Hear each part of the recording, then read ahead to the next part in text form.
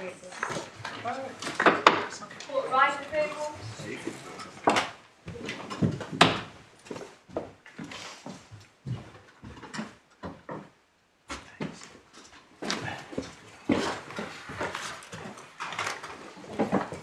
Good morning. Good morning, my lords.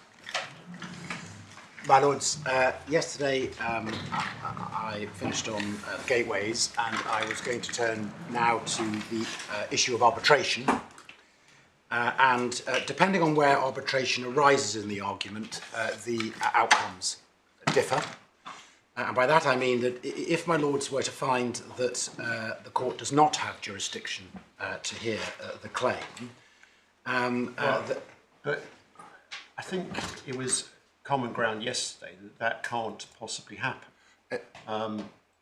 It is now relied on, as you, I think you yourself pointed out yesterday, by way of a case management stay, which only arises if the court does have jurisdiction. And I don't understand it now to be disputed that if, and I emphasise if, the gateways are passed through, or one of them, then there is jurisdiction.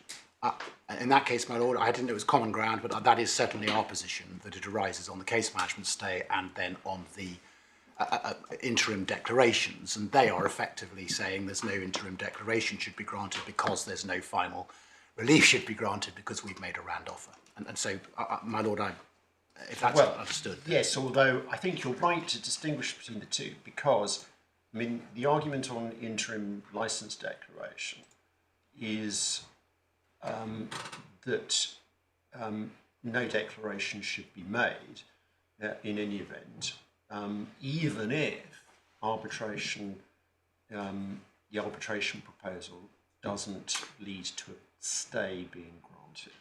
I completely accept that, and those are the specific additional points on the declaration. And my lord is obviously right. So, in relation to case management stay, my learned friend did not say anything about that yesterday. The judge rejected it, and well, he didn't. You're right. He didn't specifically mention it, but he was under a bit of time pressure. And as I understand it, it is the appellant's position that, for the reasons that he did elaborate on in relation to the arbitration proposal, there should be a case management stay. And we say that the judge was right to reject that, and the Supreme Court in Conversant made clear that case management stays where the court does have jurisdiction are only granted in exceptional circumstances. And we say also when one looks at case management stay, one is looking at the time when the application is made, i.e. the application for the stay.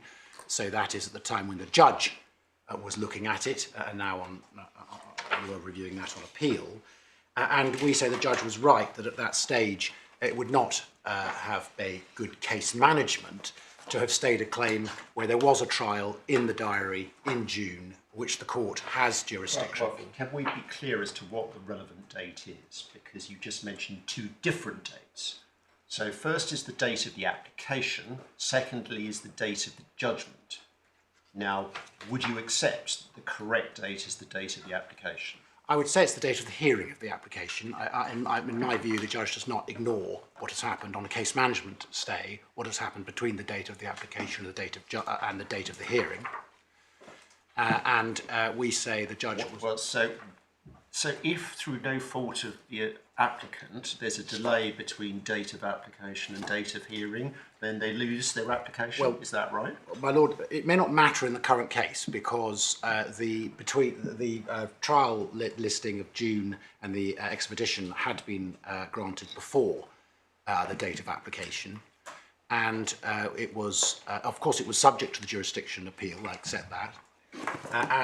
Also, there had also been the judge's orders back in July, I think they were. All right, well, if you're going to make this point, you need to point us to the chronology.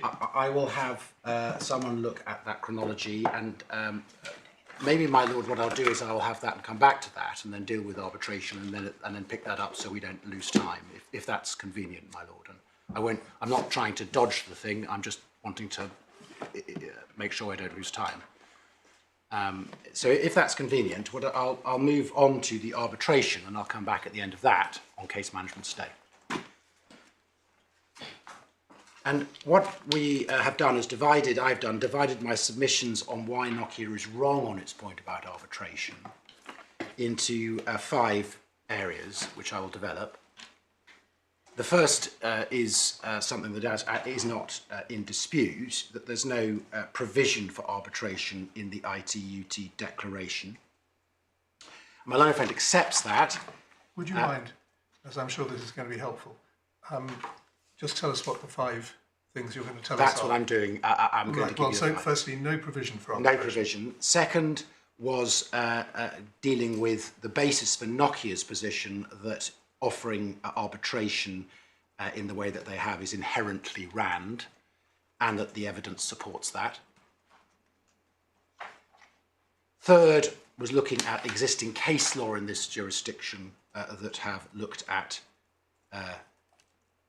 the SSO contract. Fourth was where we say the case leads and the imbalance that I touched on yesterday.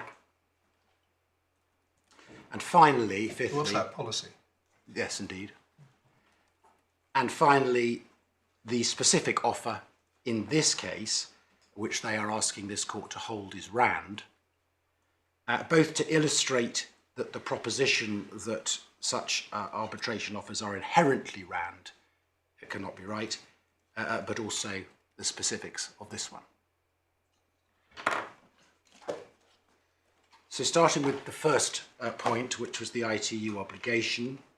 Now you were shown that yesterday, and it forms a contract between Nokia and the ITUT for the benefit of third parties, which can be enforced by third parties. That's not in dispute. It provides that Nokia will grant worldwide licenses on RAND terms to those who wish to implement the standards. Now we say that the undertaking, although it's an undertaking given by a SEP owner, it's not intended to be all one-sided. It is intended to provide a fair balance between the rights of SEP owners to receive compensation for the use of their technology in the standard and the rights of implementers to have access to the standards. And that was explained by the Supreme Court in Unwire Planet. And if my lords would just go to volume 1 of the Joint Authorities, tab 2.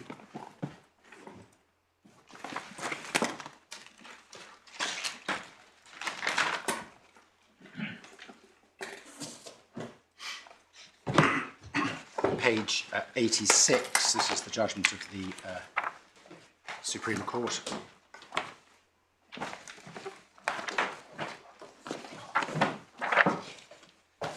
And at paragraph 14, they have reviewed the IPR policy. Now, this is ETSI-FRAND, not ITUT, but we say the same would apply. And they say a number of conclusions can be reached. First, it's a contractual modification to the general law of patents designed to achieve a fair balance between the interests of SEP owners and implementers by giving implementers access to the technology and giving SEP owners fair rewards for the use of their monopoly rights. And they go on to say that SEP owners' undertaking which implementer can enforce is a contractual derogation from a SEP owner's right under the general law to obtain an injunction and prevent infringement. And they point out at the bottom that the only way in which an infringer can avoid infringing, an implementer can avoid infringing a SEP when implementing a standard is to avail themselves of such a license. They point out at the end there that the IPR policy envisages the SEP owner and implementer will negotiate a license on FRAND terms, and it gives them the responsibility to resolve any disputes as to the validity of patents by agreement or by recourse to national courts. So we say the purpose of the ITUT obligation is the same. It's to obtain this fair balance between the two. And some standard settings organisations have decided that arbitration is the way that disputes should be determined, and have written that into their guidelines and rules. And there was reference yesterday to the DVB standard, And to remind my lords, that is in the supplemental bundle, tab 14.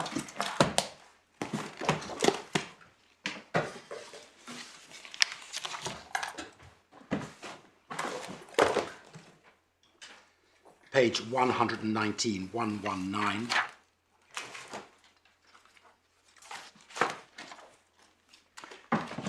And at paragraph 14.2 of the DVB policy, they have a similar undertaking to grant fair and FRAND terms and conditions.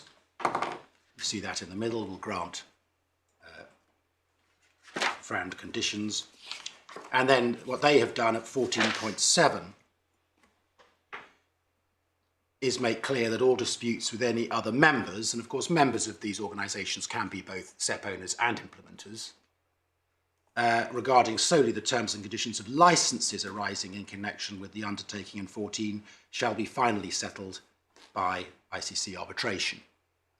So that's an example of where a standards setting organisation has decided to include arbitration between its members as a way of resolving the dispute. We said this also shows another point, that standard setting organisations, obviously they are alive to arbitration and the existence of arbitration, but they're also alive to the fact that it requires consent, and those that wish to stipulate arbitration can do so. But the ITUT has not. Now, the judge was clear that there is no provision, and he also interpreted, as you know, the ITUT obligation, and there was no provision that permitted a SEP owner to require arbitration as a condition of its offer of a RAND licence. And that is not appealed, that's his judgments, his findings at 34, paragraph 381 and 419. That's where he said there's nothing in the ITUT obligation that provides you can make a conditional offer. Now, my learned friends don't say he's wrong about that, and they made clear yesterday that they're not relying on a proposition that it is the ITUT contract that provides arbitration. And he said that at T1, page 60. Nokia's point is a different one, that the SEP owner's ability to choose to make an offer conditional on arbitration arises because that is RAND. And the obligation is to offer RAND terms. And so that brings me to the second of my points, which is the basis for the case that this is RAND, which is at the heart of my learned friend's case. Now, we know from the Supreme Court in Our Planet that what is RAND is informed by what is done in commercial practice, particularly if there is a settled industry practice. And we don't need to go to it again, but for my Lord's note, that is in Our Planet Supreme Court, page 98 at paragraph 62.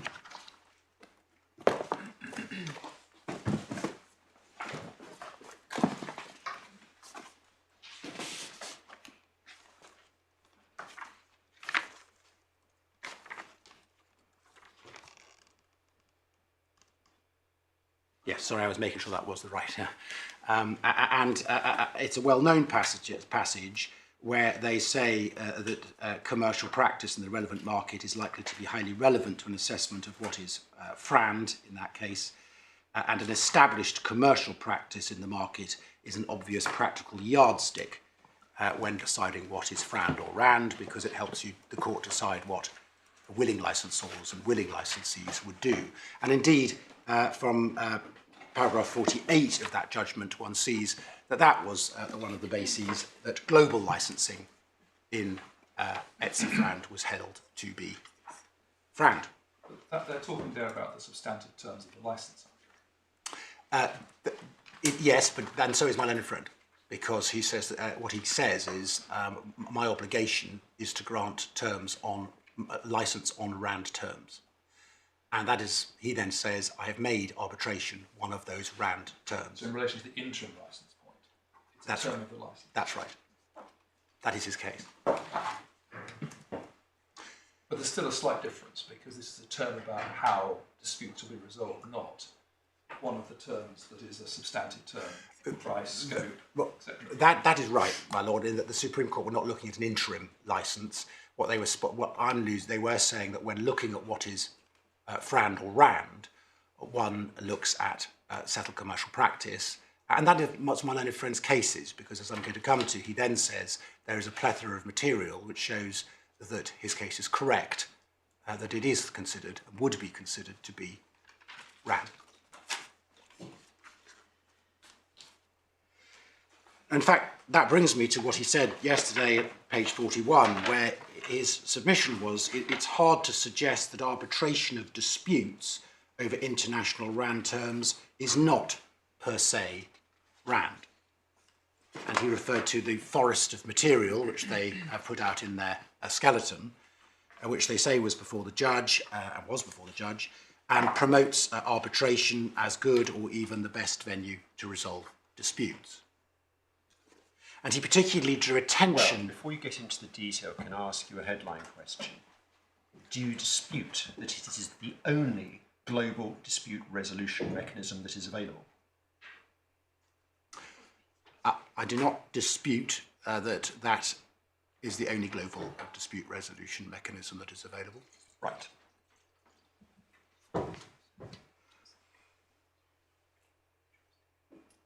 Well, let me just pause for a moment on that. It depends what you mean, my lord. Of course, there have been numerous cases now, indeed On My Planet was one of them, where in fact the resolution of the dispute here in the UK has resolved the case globally. But it didn't. I'm sorry, that's not accurate. All they decided was that first of all, a FRAND licence was global in respect of UK patents.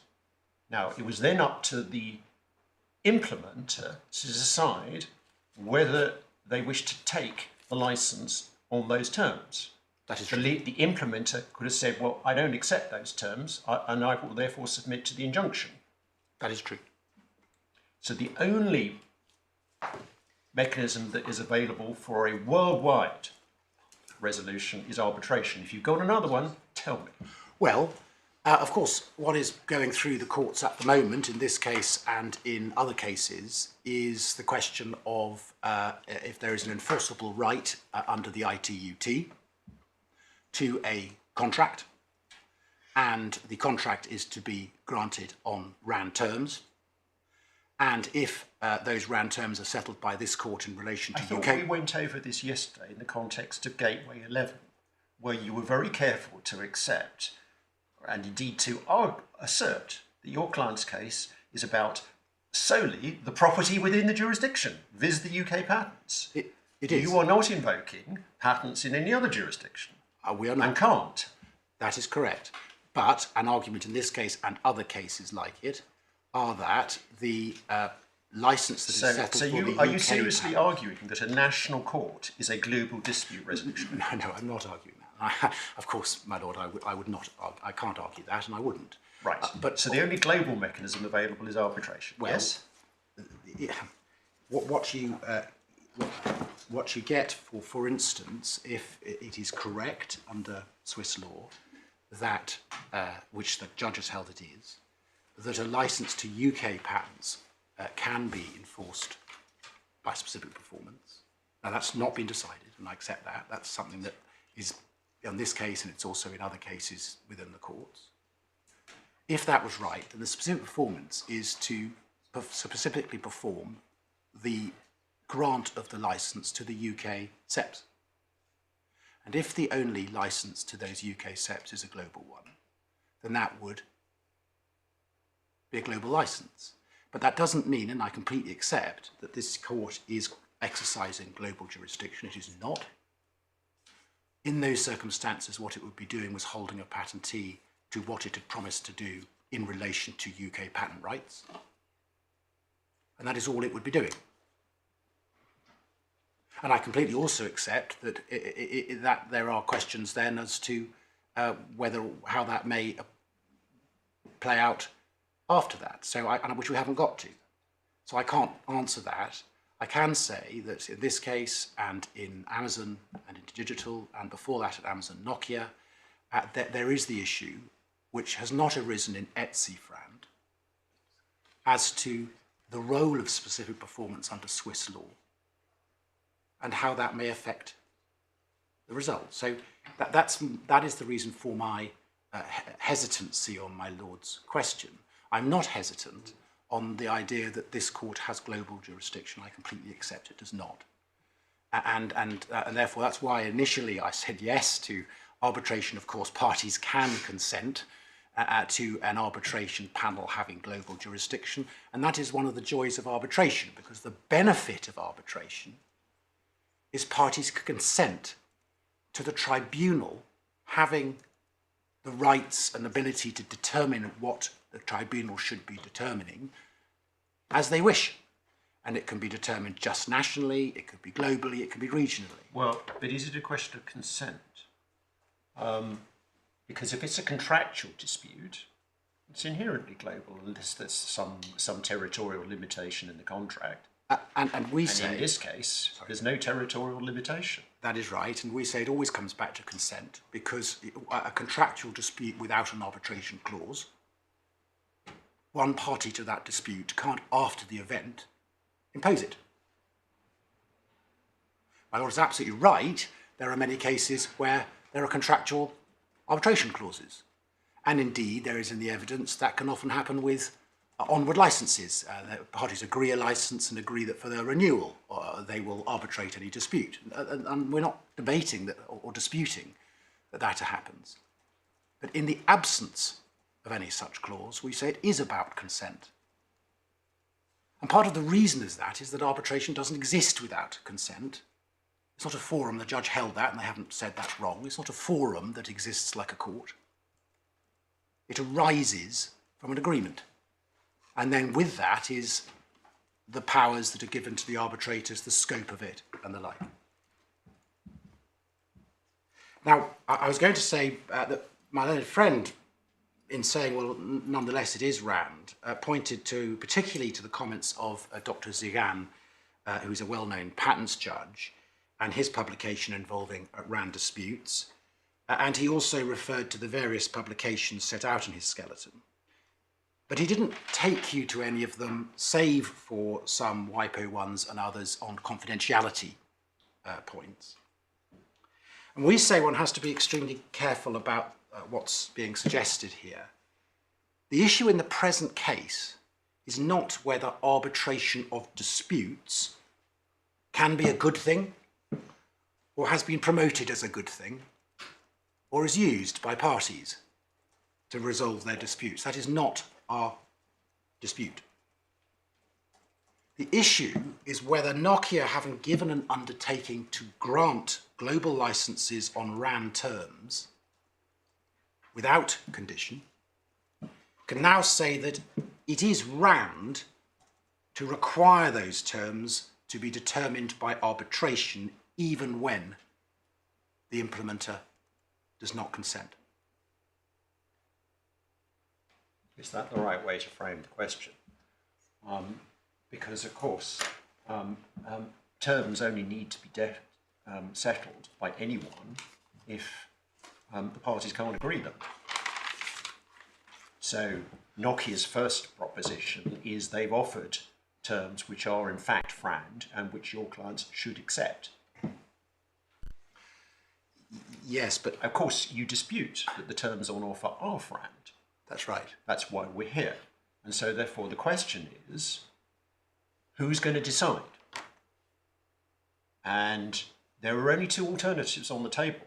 And if I'm missing one, please tell me. There is the possibility of national determination, which carries with it the risks of a multiplicity of inconsistent determinations, among other things. Or there is global determination, and the only way to do that is arbitration. And our answer to that, my lord, is that that is a systemic issue in the system which needs to be sorted out at SSO level and the contractual level, not ad hoc from SEP owners or suggesting that it is RAND to be able to do it. And my lord is right that and the issue arises if there's a dispute. But what Nokia is saying is that its offer of RAND terms can only be, if there is a dispute, it can only be resolved by arbitration. And again, even where the implementer says, well, they would like to go to court. For my part, I'd like to keep separate two questions about whether the terms of a license that is now on the table are RAND, from the question of whether offering to enter into a license in the first place on such terms as might be determined by arbitration is, I think this is an unhelpful phrase, is RAND. Because the first is analysing the terms of the license and asking whether those terms are RAND.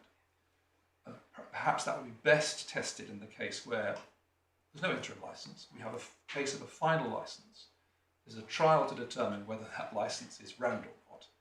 And the license is for 5 years, but contains within it, because it's a forward-looking license, a dispute resolution clause in the sense that there are matters which arise about which there's dispute, and that dispute determination is a global arbitration.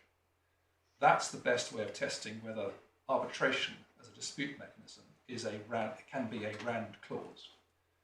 And I find it helpful to distinguish that from the second question, because the second question isn't about whether terms are RAND, it's about whether a patentee is complying with its obligation under the ITU-T contract in offering terms that are to be determined by arbitration.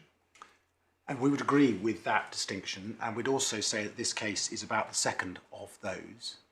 And we say that the only reason I would pause is when my lord said offering terms that are to be determined by arbitration. In my respectful submission, I would add only by arbitration. And that is where we say that is wrong as an offer. My lord is right that if one goes on to the first of my lord's analyses, so looking at the final licence, then there's a situation where the court is looking at the terms and deciding, well, what are we going to do going forward, for instance? And there can be debate, proper debate, as to whether arbitration is appropriate and also the terms that are, because I think my learned friend accepted yesterday, he said there is fact sensitivity in it. That's what he said at 32. And there is, because we don't accept that there's a blanket, if you offer arbitration, it's always going to be RAND. We say it's not RAND to condition your offer on arbitration before we even get anywhere. And at the first of my lord's things, that would depend on what would happen at trial and the evidence. Well, correct me if I'm wrong, but I thought your first point is it doesn't matter on the facts at all because it's got nothing to do with the arbitral terms. Your first argument is it's inherently objectionable because it depends on consent and you don't consent, and that's got nothing to do with the terms. My lord is right that the consent point doesn't have to do with the terms. I agree with that, and that's the second of my Lord Justice Zacaroli's points, that when someone says, here's my offer, and I'm going to give you a licence, but the terms have to be determined in arbitration. And that's illustrated by the fact that your clients have no counter-proposal on the table. It's not an argument about the arbitral terms on offer. You're not saying, oh no, ICC is no good. We prefer PMAC or whatever. We prefer WIPO. Your objection is root and branch to the principle. Well, I don't accept that, my lord, as I'll come on to. There's evidence, and there was. My clients have raised a number of objections to the proposed Objections, terms. yes. Counter-proposal, no. Am I wrong? Well, it depends what you mean by counter-proposal, my lord. We, for instance, and I don't want to be taken. I was going to come to this, my lord. But one of the points that my learned friend mentioned yesterday is that Nokia want a term in there that either party can bring in other SEPs, and then there's a standstill, and either party can do that. We have raised significant concerns about that and saying that should not be there. And it is still there. So when you say a counter-proposal, we have said That is not acceptable to us, and it's been ignored. Well, And I'll I'm come not to sure that's an answer to my question. Have you set out what would be acceptable if you're wrong on the principle? Well, on that point, not having that provision.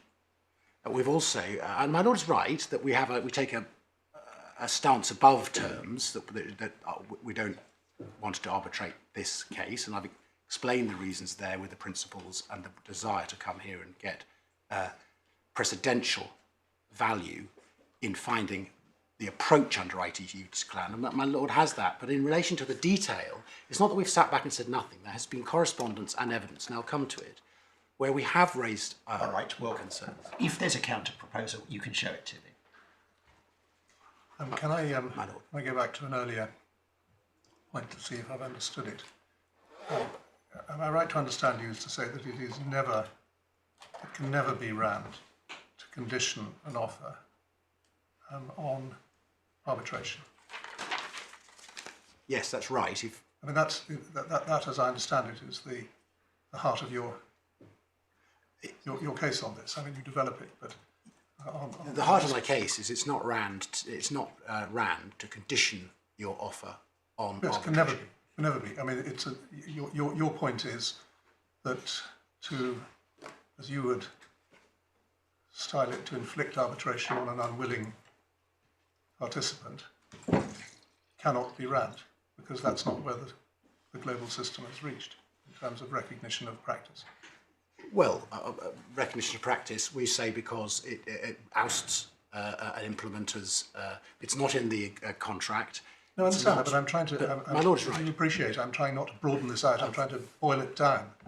And if I've noted to myself that it's either not or, as I understand it, really never rammed to condition your offer on only via arbitration, that's where you stand. That's right, because that means that the implementer, if it does not wish to arbitrate, cannot get Yeah, it's a access very to the simple standard. argument. It is. It requires consent, you don't consent, that's the end of it. Yes, yes. That is right. Where I was going to go, though, is where my learned friend gets his randness from, and why he says he's right that it is rand, and he says that the evidence supports that, and we say it doesn't. But I don't see what it's got to do with anybody's evidence. I thought your fundamental point was that it is crossing a line to insist that somebody goes to arbitration as part of a set of proposals. The reason the evidence matters is because he says it's not crossing a line, because in these circumstances one looks at what people do in the industry for what is rand, and he says the evidence is if you look at what people do, they support his case. It sounds to me as if people chop and change according to what suits them in a particular case, on the basis of what we've been hearing. Well, that is true, and we'd accept that. They do. I mean, both sides, as I understand it in this case, are speaking out of both sides of their mouth, depending upon which court they're in at a particular time.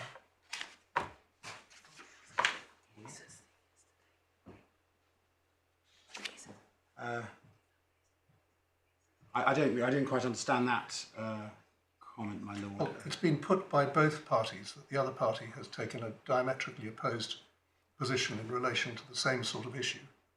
I'm not sure that's true of the respondents. It was put below that we had taken a different position, and that came up on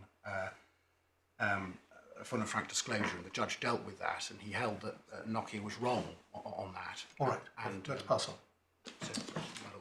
Sorry to go back to this, but you say we're in the second of my two alternatives, which is an offer to enter into a license, the terms to be determined only by arbitration. We're not in the first category. There is a license which contains a term for arbitration as to any future amendments. What do you mean by that has to be rammed? Because the obligation under the ITUT declaration is to offer a license, grant a license, on rammed terms. So that explains what the terms of the license will be. As I understood the case law to date, subject to some potential quibble, or variation. It has been mostly based on, well, this is not just an outcome but a process. But the process is the patentee must negotiate in good faith towards round terms. So where do you say the obligation, where do you say it's inconsistent with that obligation to offer a license that has to be determined only by arbitration? The terms have to be determined by arbitration. Because the end result is that one is choosing forum, but of one's choice, which requires consent. And I think there are two obligations here. There's an obligation to show willingness to enter a license, and there's an obligation that the license is on round terms. And willingness, that comes also from Huawei ZTE, that you look at whether the parties have been willing, and then also one looks, and the German court does it, at whether the terms are round. And we say that there's no evidence that that there is, and I'll show you, learning that offering arbitration from both sides can indicate willingness. It's a willingness to contract. But it's not itself round terms. And then we say, and no one has suggested that that willingness means that you can override the other person's own approach, which is, I don't want to do that. So when one's in interim level, so before you get to a license, one is looking at what is the end license and what are we going to do in the interim. We're in the interim phase. And we're in the interim phase. But there, if at the start of that it is, I will grant you an interim license, which they say. I'm not talking about the interim license here. I'm talking about there's only one license. There's only one license. You're talking about the interim phase, that is, terms that are agreed upon or that we offer must be round. But this is now part of the willingness and negotiating good faith part. I think you're saying, if I'm wrong, that it is inconsistent with the obligation to negotiate in good faith and be willing to enter into a license. It's inconsistent with that obligation to say, I'll only enter into a license that is determined by arbitration. That's right, without consent.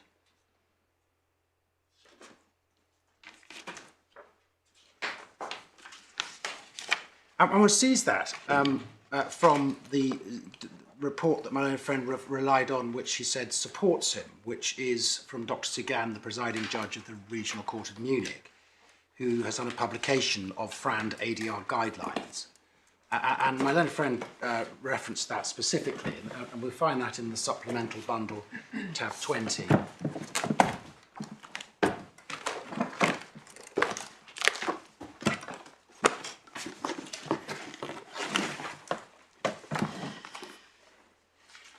Starts at page 162.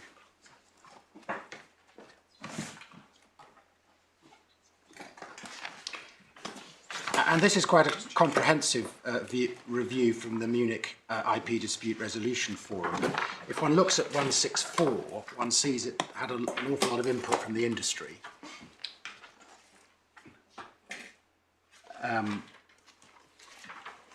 It talks about they're a product of an open exchange with international institutions, practitioners, scholars, designed to incorporate arguments and experiences of set holders and standard implementers, so both lawyers, engineers, judges, arbitrators, mediators, and the like.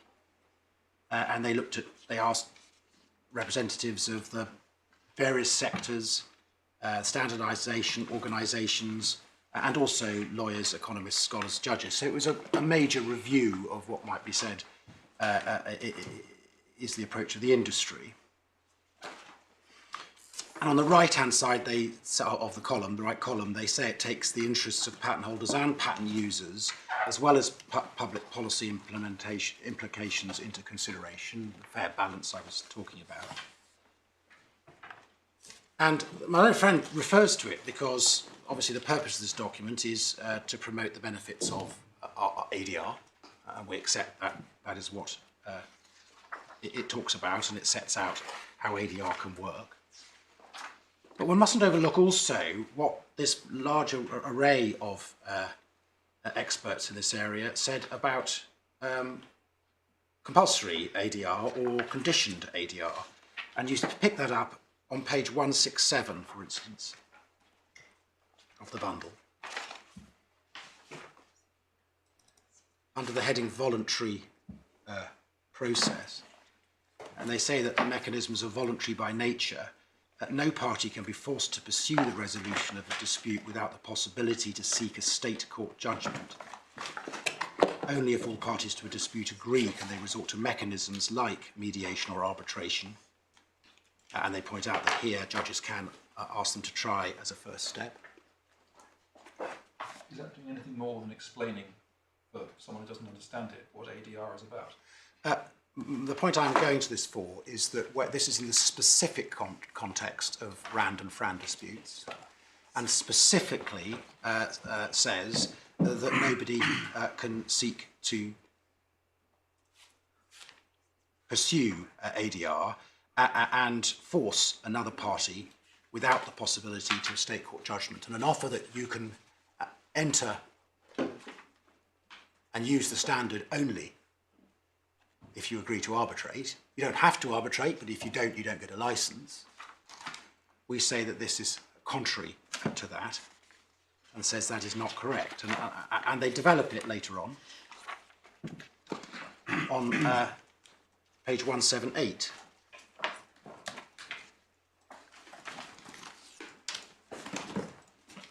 Under the heading of party autonomy, and the party autonomy is the guiding principle of ADR. It requires party agreement.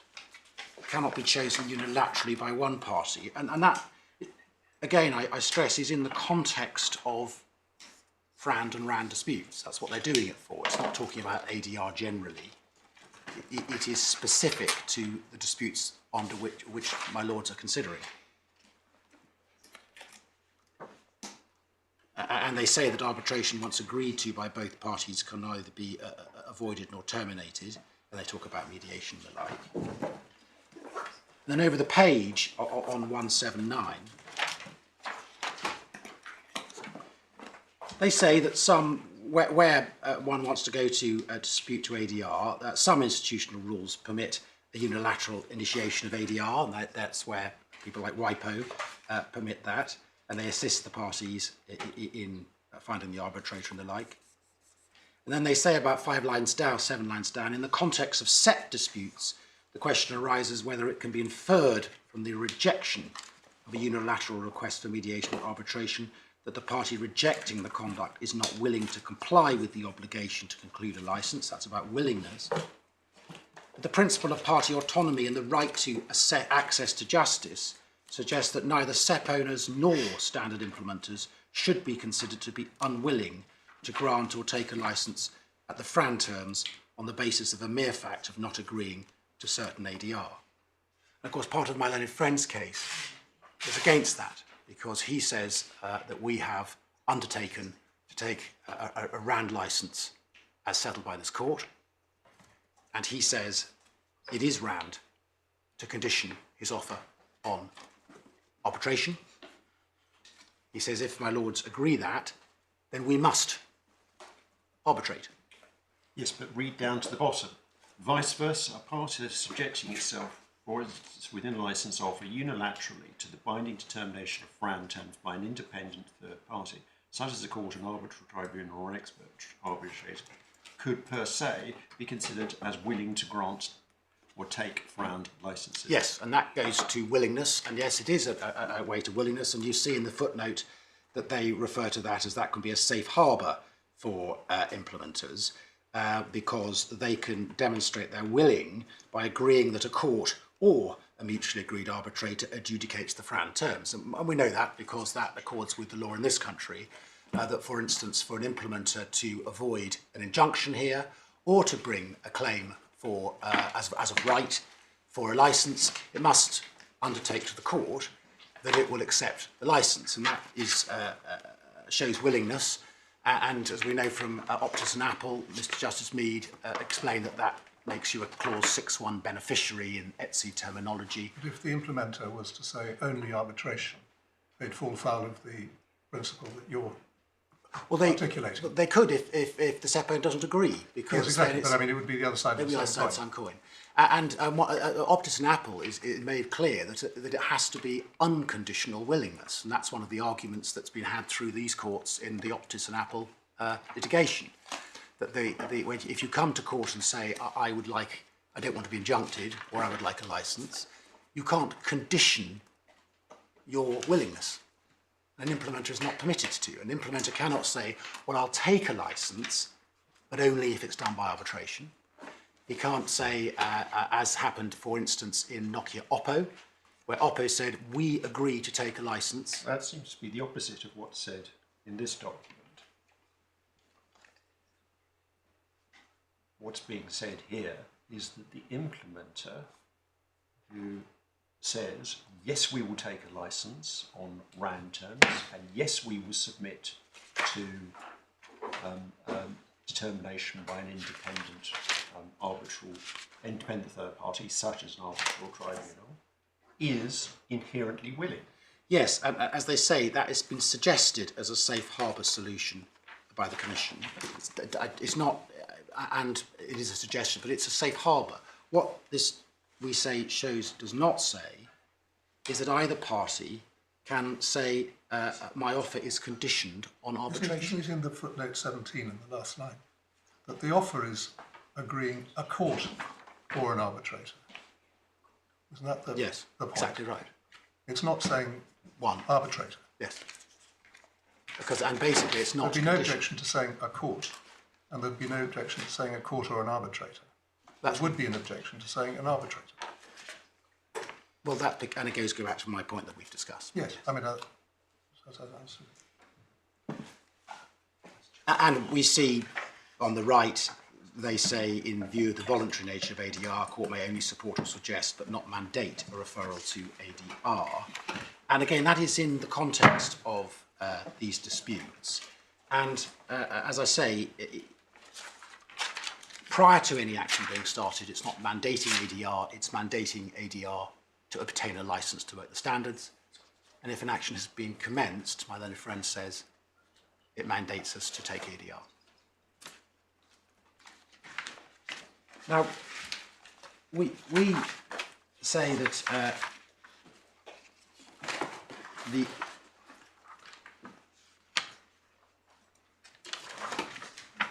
there is no other evidence in the case which supports a suggestion that a SEP owner can condition its offer on in the way suggested by my learned friend. My learned friend also refers to the report from the German court in the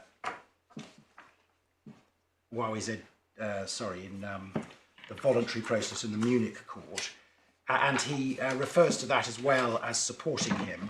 It actually doesn't, we don't seem to have a copy of it in the bundle, so I was just going to show you that because he singled it out in his skeleton, and so in case it's important. And he also mentioned it yesterday. And it was in the ZT Samsung, and it's the Munich Regional Court.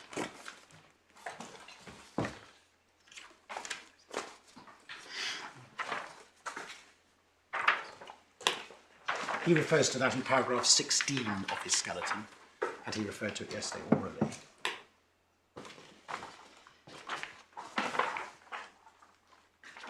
But again, what you see on page section 2, well, it's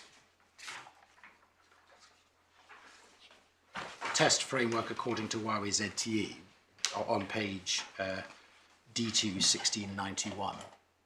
You see that they follow in Germany the approach of the Huawei ZTE, and you can see that you look at a declaration of willingness, and then you can go on and look at. Clarify for the benefit of those who haven't encountered this document before, that this is what we would call a practice note. It's not a decision of the court. It's issued by Dr. Sheridan, the presiding judge, and it's guidance. I completely accept that. I was going to it because my own friend referred to it, but thank you, my lord, for that clarification. Apologies, I didn't make it. I didn't mean to suggest it was a judgment. And you see that the second step is the willingness.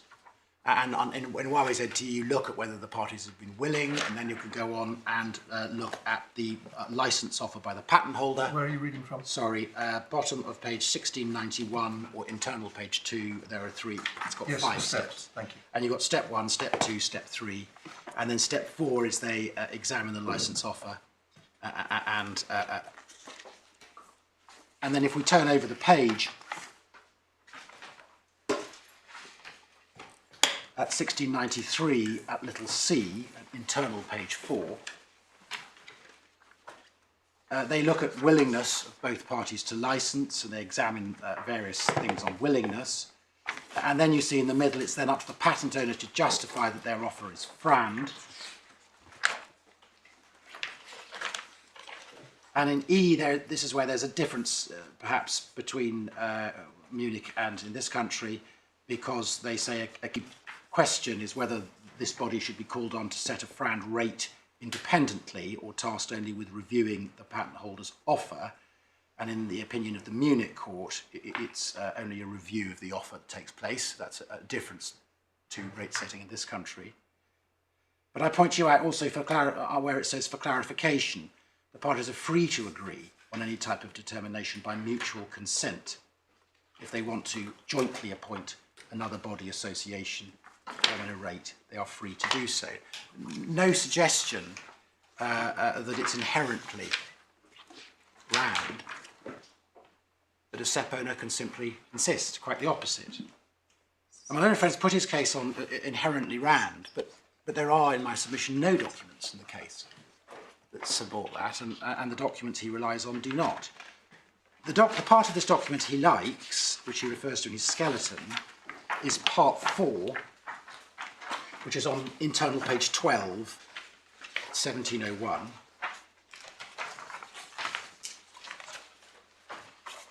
Which is all about assessing whether a patent user is willing to license, because on YWZTE, before you get to determine whether or not the offer is RAND, you've got to decide whether the user has shown willingness. And the last of those bullet points is offering binding arbitration at an early stage.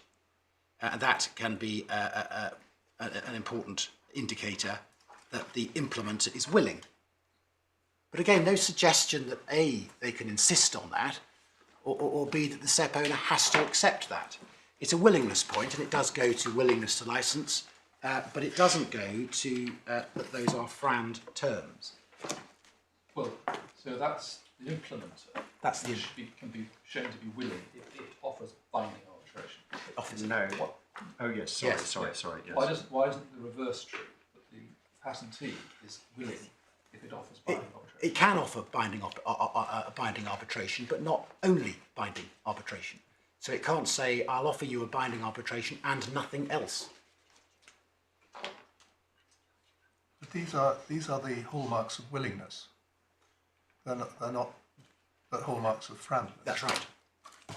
I'm willing to come and negotiate a FRAND license with you, but my learned friend's case is, but it's actually FRAND to say, and it has to be conditioned. And he can't get that from the contract because it has no arbitration clause. So he's trying to get it from FRAND. And this is where you go back to my distinction. I may be wrong in this distinction, if so, please someone tell me. But this is not about RAND as such. It's about what is the obligation of the patentee insofar as offering a license is concerned.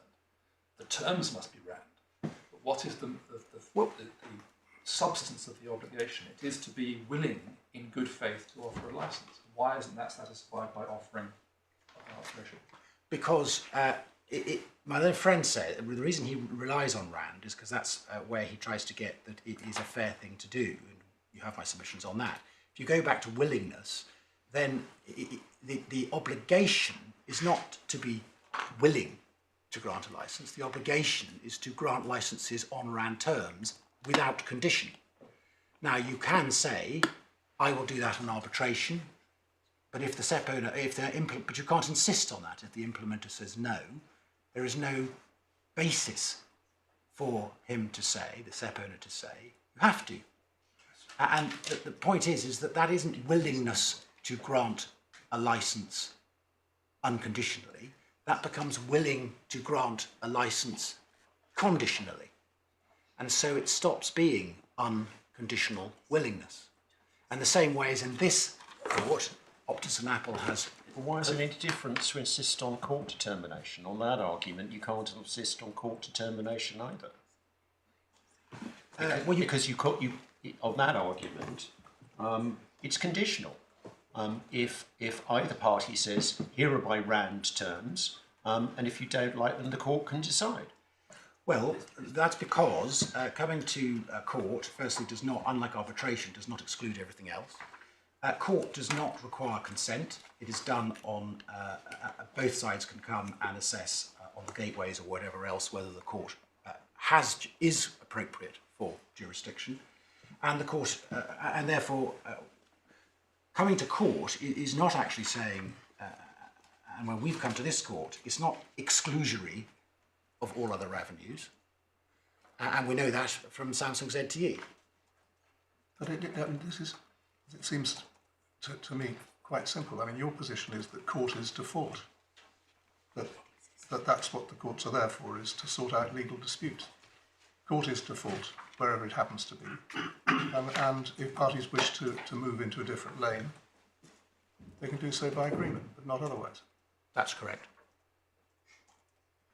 I mean, you may be right, you may be wrong, but that's the argument, isn't it? And we said nothing about the ITUT undertaking given by Nokia changes that.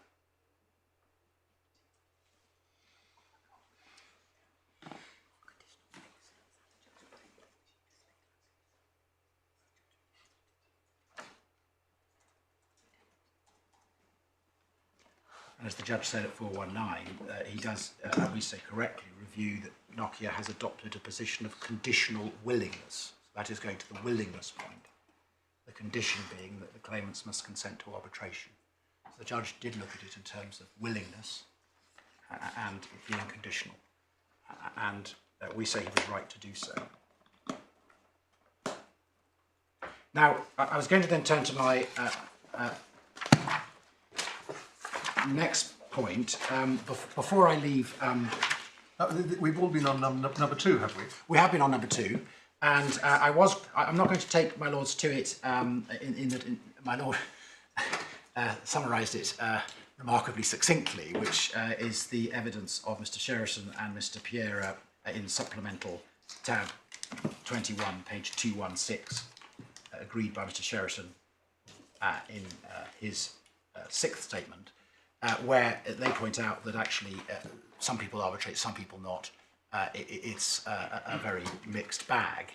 And we only go to that to show that there's not a settled industry practice always to arbitrate, and there's not a settled industry practice when you arbitrate, and there are no examples of settled industry practice or willing licensors and willing licensees, considering that a conditional willingness... Right, so what's the status of is it Mr. Pereira, do you say? The status of it, my learned friend referred to the evidence of Mr. Very, which was the solicitor for his clients, who gave evidence about and annexed certain things, and Mr. Pereira answered it. He was the solicitor for Hisense, who have now settled, I see. But Mr. Sheraton had agreed with it. But it's just in case my learned friend referred to Mr. Very evidence, and my lords have to understand So that. these are the evidences of the various solicitors. It is. But that's what my learned friends will rely on for their point. Yes.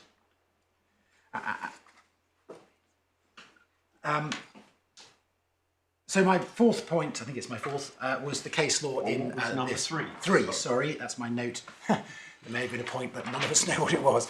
The 3rd point is the case law in this jurisdiction. And the issue of arbitration has arisen in some past cases, and I just want to go through those to show my lords.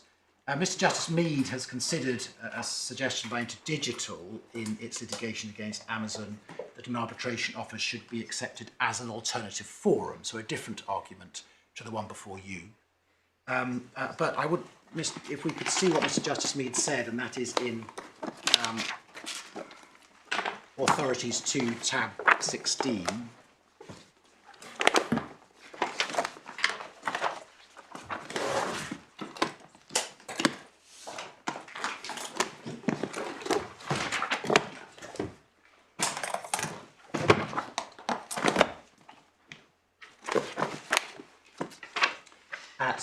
we can pick it up at page 708 of the bundle.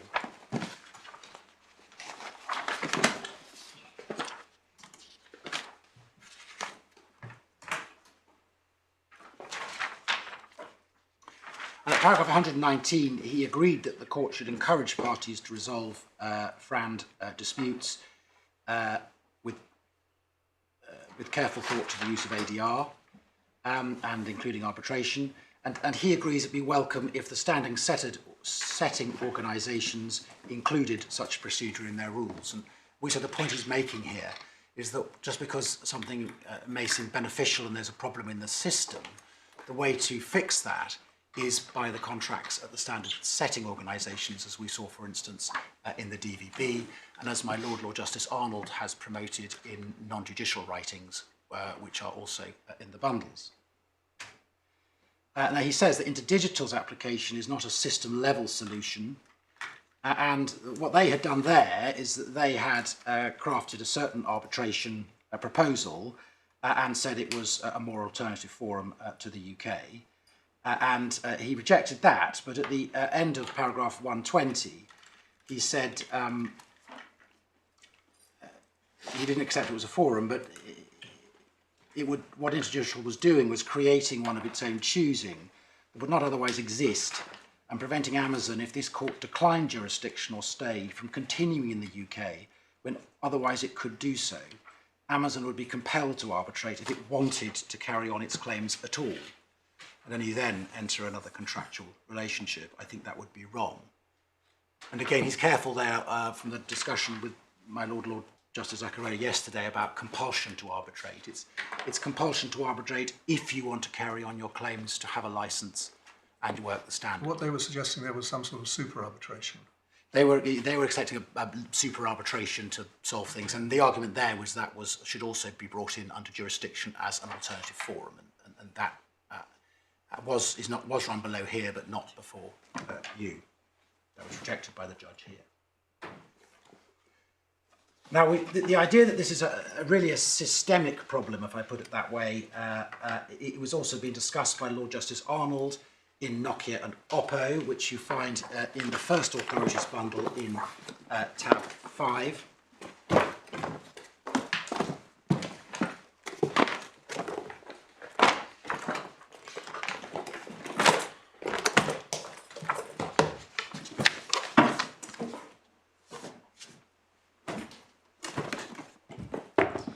Page 214 of the bundle, tab 5.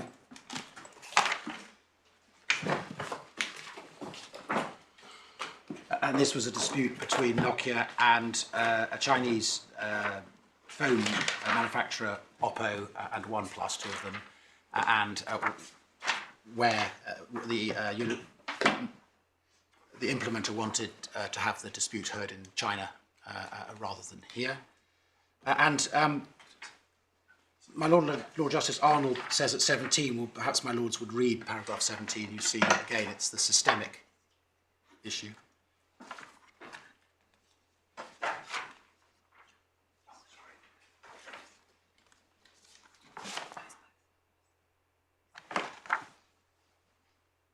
Yes.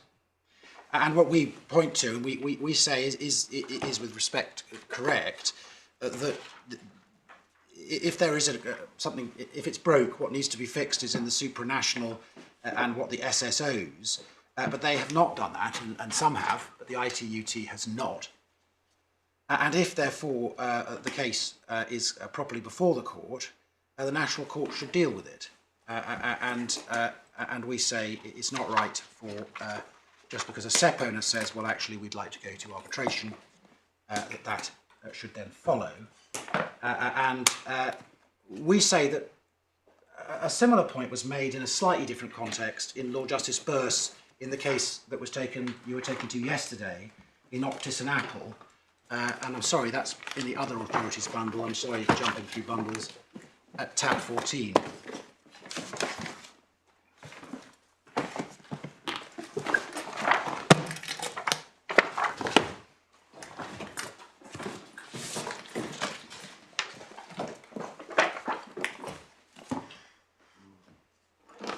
You were taken by my learned friend in tab 14 to page 646 of the bundle, paragraph 67. And this was a different context because my learned friend took you here because it's discussing confidentiality. And this was a case where the Court of Appeal was, or Lord Justice Burse was looking at whether or not pricing information should or should not have been redacted. But I draw your attention to the middle of 67, where he is pointing out that it was said that under the Frand regime, there is a self-evident interest in publishing the rates. And he says he made the same point in Unwire Planet at 14. That was Unwire Planet confidentiality judgment, where a similar point arose, and that actually in a regime such as Frand, fair, reasonable, non-discriminatory, transparency in rates might be a good thing. But that in that decision, Mr. Justice Burse, as he then was, did not go further. But he says here, however, as it seems to me then, that approach is a matter for ETSI IPR policy and not for the courts to unilaterally take a different line. And they were understood then that ETSI was looking at that issue about transparency. And I refer to that because we say a similar point arises here. One mustn't confuse a belief in arbitration being an appropriate way to resolve disputes. That is a matter for, we say, the contract and for the SSOs, and not for SEP owners to say, well, we say we can do that anyway. And finally on that, one picks up just from Unwire Planet in the Supreme Court again, which is in volume 1. I should have done these in a different order. Tab 2, page 107, where they also touched on this point.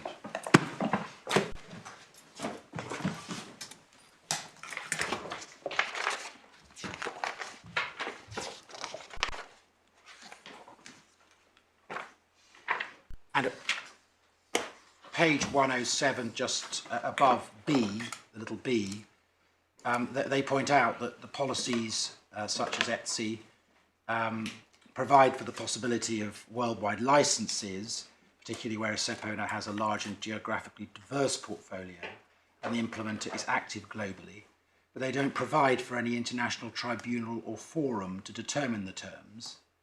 Absent such a tribunal, it falls to national courts, before which the infringement of a national patent is asserted to determine those terms, the terms of a Frand license. It goes on to say that participants in the relevant industry pragmatically resolve many disputes, can devise methods by which the terms of a Frand license may be settled, either by amending the terms of the policies to provide for an international tribunal, or by identifying respected national IP courts to which they refer such a determination. But they say that hasn't been done, and therefore it was before this court. And we point that again because it's the Supreme Court saying there in relation to ETSI Frand, but we say the same point relates to ITUT, that both are SSOs which do not mandate or refer to arbitration. And the Supreme Court, we say with respect, we would commend that, saying that to the extent that needs to be altered, it's a systemic issue. That then brings me to my next... As I understand your point is, there's no support in these authorities for the suggestion that somebody can insist on arbitration, and nobody has provided a precedent for it happening. And there's no evidence of industry practice that would support it either. So this would be the first.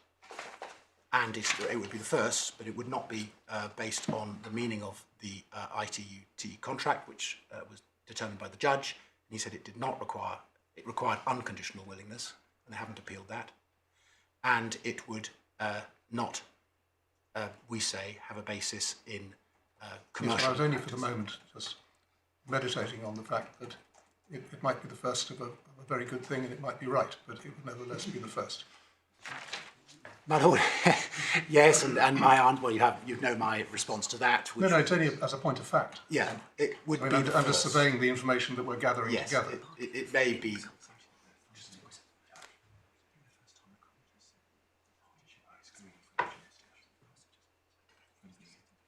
It would be if I think what's being whispered to me sounds right. It would also be the first of a time when the court, I think, has. The first of what? It would be the first time if the court has held that a claim can be brought through the jurisdictional gateways, so the court has jurisdiction to nonetheless dismiss the claim in light of arbitration where the other party has not arbitrated. Now, I hesitate because I haven't researched whether there is a case that's done that, but certainly no one has put one before this court. Well, sorry, I don't want to go down a side avenue that's not relevant, but you seem to be airing a new point there. Let's take a different type of case,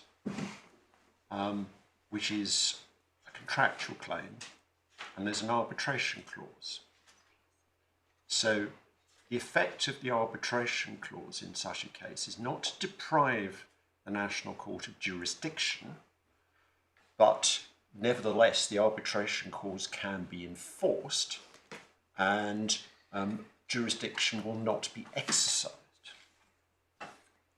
Would you dispute that? I don't dispute that. The contractual claim will have therefore been consented to by agreement, because that is the nature of freedom of contract. To be sure, but you seem to be suggesting that you can't dismiss a claim in respect of which the court has jurisdiction on the basis of arbitration. And that was what I was jibbing at. In that case, my lord, I wouldn't go that far. I would go back to the consent. And in my lord's scenario, there has been agreement in the original contract. And to be fair, and my lord has discussed that in my lord's writings that are in the non-judicial writings that are in the bundles, where my lord says that people have raised the issue of being excluded from the courts. And in my lord's proposal that when writing in the contracts at the standard setting organisation, my lord set out that there would be a requirement to arbitrate, and then the implementer, in order to enter that or take the benefit of that, would also require to arbitrate. My lord pointed out that that would not exclude the courts impermissibly, but that is because both sides would have agreed to that, and it would be in the contract they are signing up to. Well, the argument's a little more involved than that, but I don't think we need go there. I apologise, Mark, I didn't mean to wrongly summarise it too briefly. So turning to then my next point, which is the imbalance and the policy.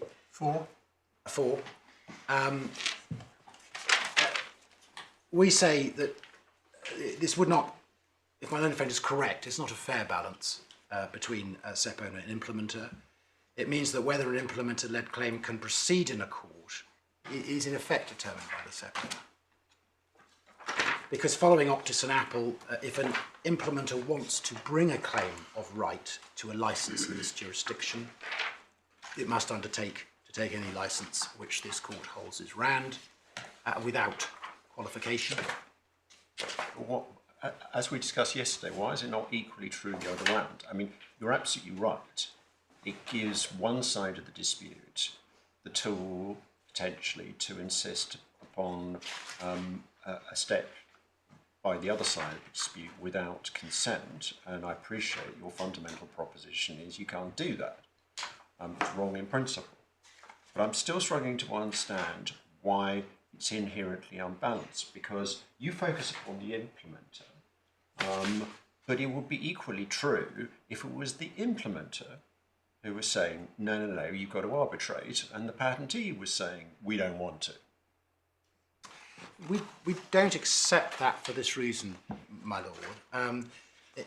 If a SEP owner, for instance, sued an implementer, and as a defence the implementer said, well, I'd like a licence determination by arbitration, and the SEP owner refused, we don't accept that the implementer could then compel that. And the reason I say that is because Nokia is very clear that they rely on Our Planet Court of Appeal, that the SEP owner only has to make a RAND offer.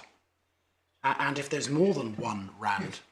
I mean, I understand the imbalance point as being that if you've got people who are willing on both sides, but they just can't agree where, then it's going to be the choice of the patentee that prevails. And so, by those means, the imbalance is achieved, because a patentee could always deprive an implementer of access to a court. That's right, and I agree with you, my lord, and I was answering Lord Justice Arnold's question that what would happen then if the implementer said, well, I would like to arbitrate. The difficulty there is because unless the implementer can say that a RAND offer must include arbitration, not be RAND the without implementer it. does exactly what Nokia is doing here. They say, here are my RAND terms, we will pay you X, and all the other conditions of the license, and if you don't agree, we will arbitrate. And the SEP owner says, well, we're not going to arbitrate, we're going to go to court, and we say that another RAND way of resolving disputes is court.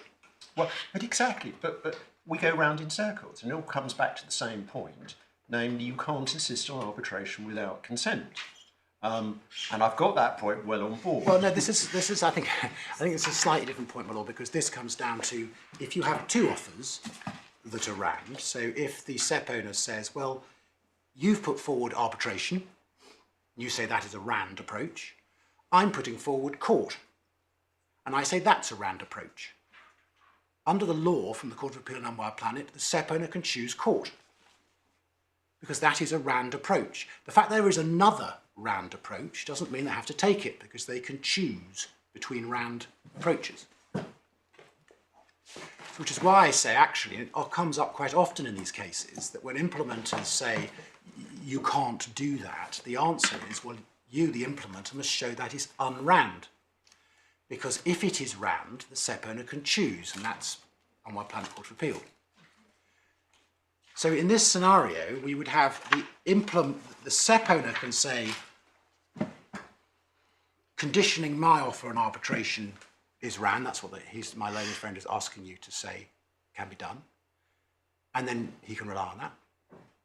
But an implementer, to get around that, would have to show that an alternative way, so coming to the court, is not RAND, otherwise the SEP owner can offer it.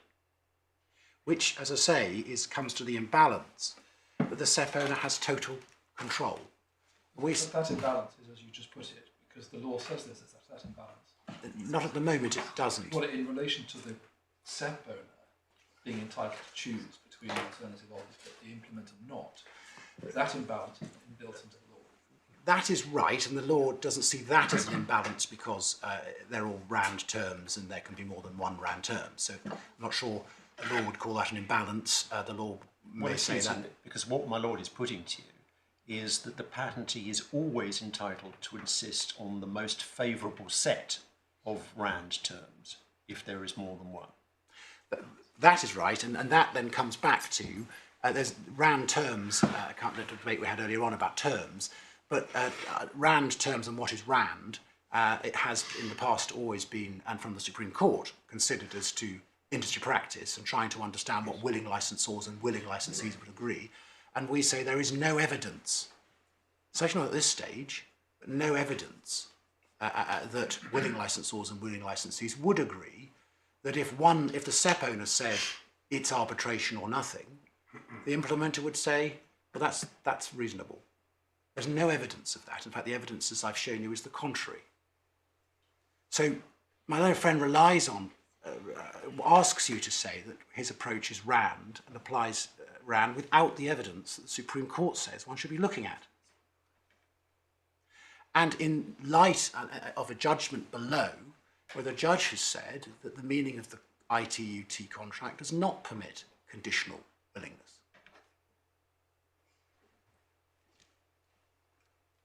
And they don't appeal that. Can I just go back to the point you've just made? Because I understand the submission and it may well be correct, but I'm not sure what it's got to do with the present issue.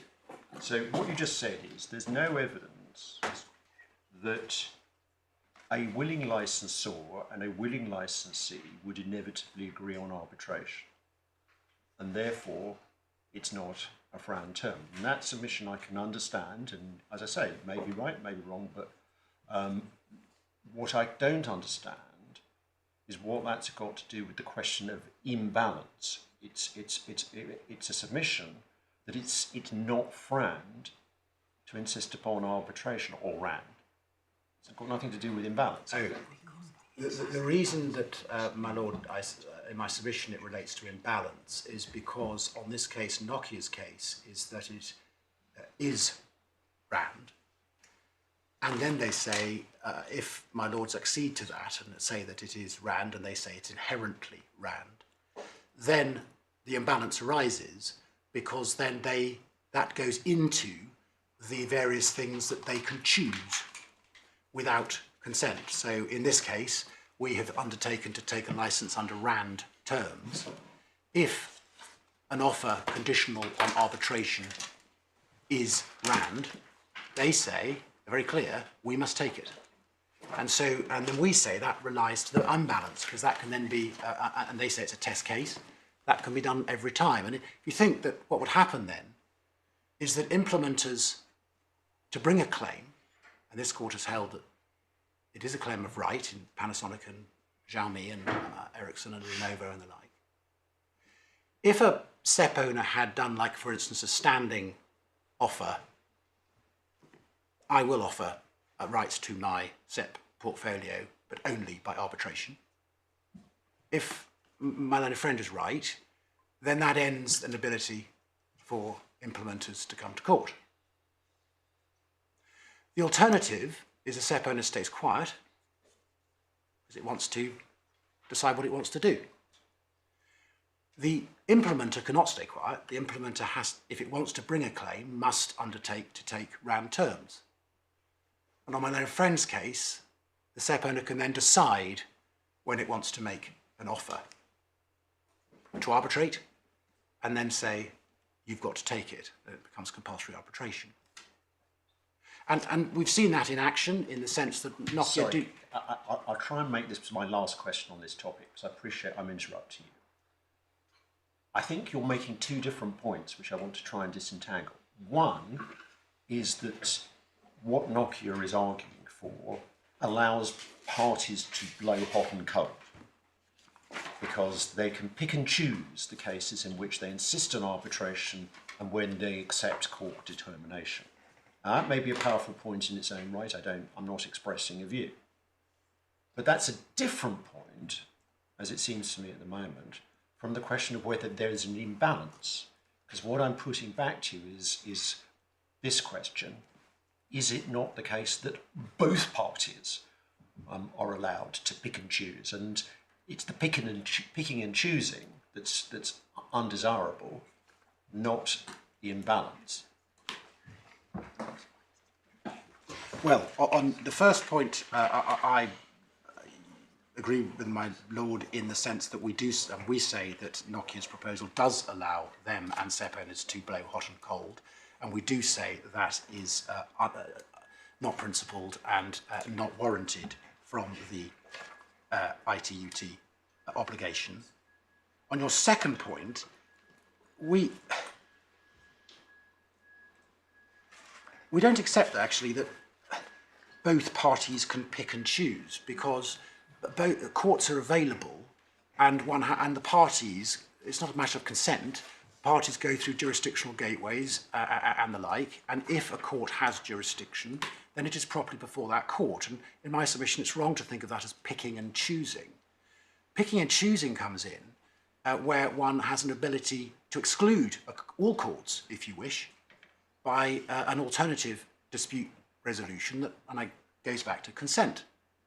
And the consent means that you exclude all courts and you exclude all other avenues. Now, taking a case to a court does not exclude other courts. There can be stays, and that's a matter that isn't about consent, it's about jurisdictional law. But allowing a party to say, well, I'm going to exclude jurisdiction of all courts worldwide on because I wish to do so, and then the implementer does not have that right, we say is imbalanced. And it then feeds into my Lord's first point, which is the blowing hot and cold point, that a SFO can decide whether it wants to test it in this way, because I'm at least understanding the point that you're making, which is that you can easily envisage a situation in which the patentee says court and the implementer says arbitration. The patentee gets their way, all other things being equal. If the situation is reversed and the patentee says arbitration, and as here the implementer says court, then under the proposal that's being put on this appeal, again the patentee gets their way. But there is no permutation of this whereby the implementer says arbitration and the patentee says court, that the implementer gets their way. That's correct. That's the imbalance that you're asserting. Yes. Perhaps you're wrongly, but I've understood that that's the case that you're making, and that gives rise to what you describe as your access to justice point, which is that if this is right, and if it is what is being proposed, it effectively allows patentees and only patentees to dispense with courts altogether. That is our submission. Right.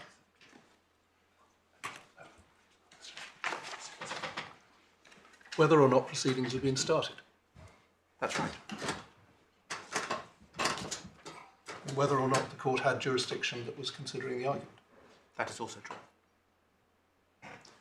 Yes.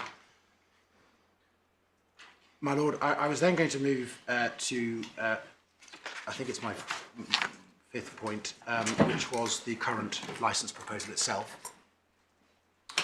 And this is important in the sense that, although this came to court below, with us asking for a declaration for an interim licence, my learned friends asks this court to declare their licence to be RAND.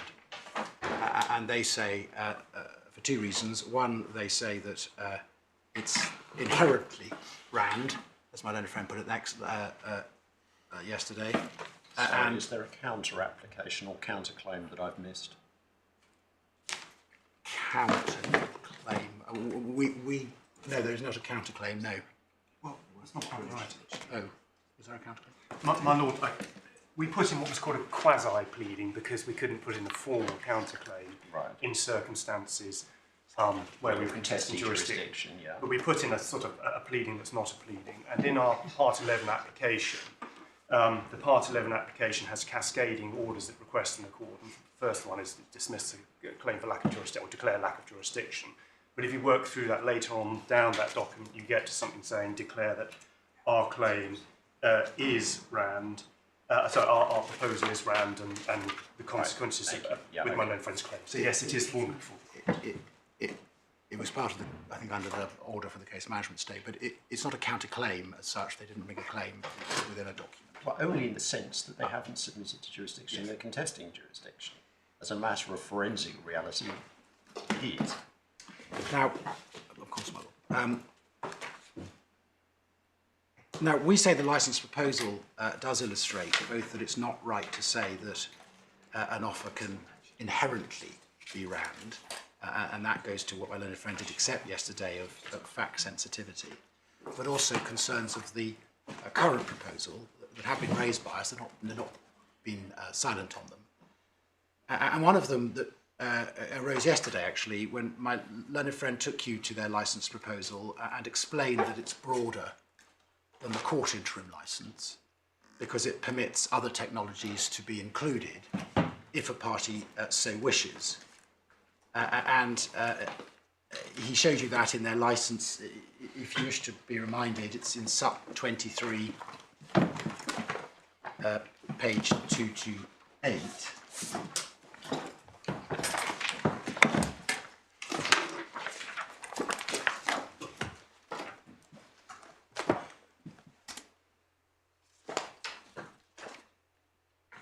And the point that he was looking at was in E, the adjustment mechanism. And although the scope of the license are the video codecs standards, it says in little Roman 1 about 4 lines down that the scope of a FRAND, and it says cross-license between the parties and its group-rated companies, it can be included if a party contends that they should be within the scope of the license. And my learned friend referred to that yesterday with a particular different standard. And one also sees under the bullet points, the first set of bullet points, that in the event that either party contends that the scope should be broader, both of a license or cross-license, then the parties will stay, withdraw, abandon or procure the stay of any litigation in relation to those, and we see that it's relating to the claims of any patents owned by, controlled by or held or managed for the benefit of either party or its group companies. Now that clause has been the subject of some debate between the parties because of its result or potential result. As my lords may have seen from the judgment, Acer and Nokia are currently in litigation in the US on cellular patents, so nothing to do with video codec, and on patents owned by Acer. And that litigation is being run by a company called Celerity. Now, it was raised by Nokia as being related to this dispute and under the full and frank disclosure obligation. And Mr. Justice Mellor looked at all that evidence and held it to be irrelevant to the current claim. And just to see that, that's in the judgment at tab 5, page 116.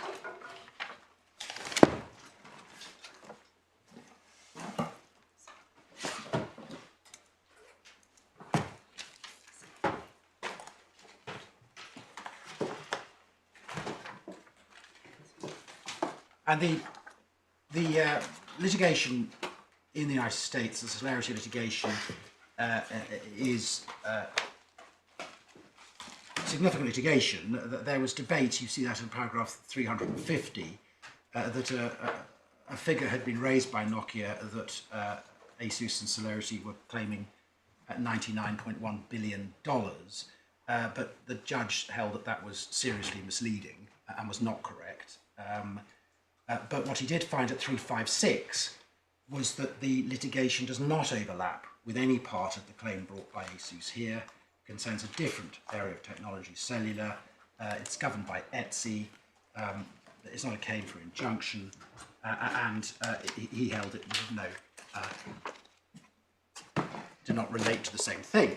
The difficulty is that we have raised our concerns about this proposal, because if, on one view, if Nokia was to say, well, actually, we would like your cellular patents, Asus, to be... What is the point here, that this offer is a pig in a poke?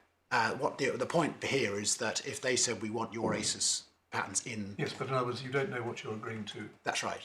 And also, they may say that it will lead to us having to stay, or Celerity trying to stay, US litigation, which has got nothing to do with the case, which they don't like.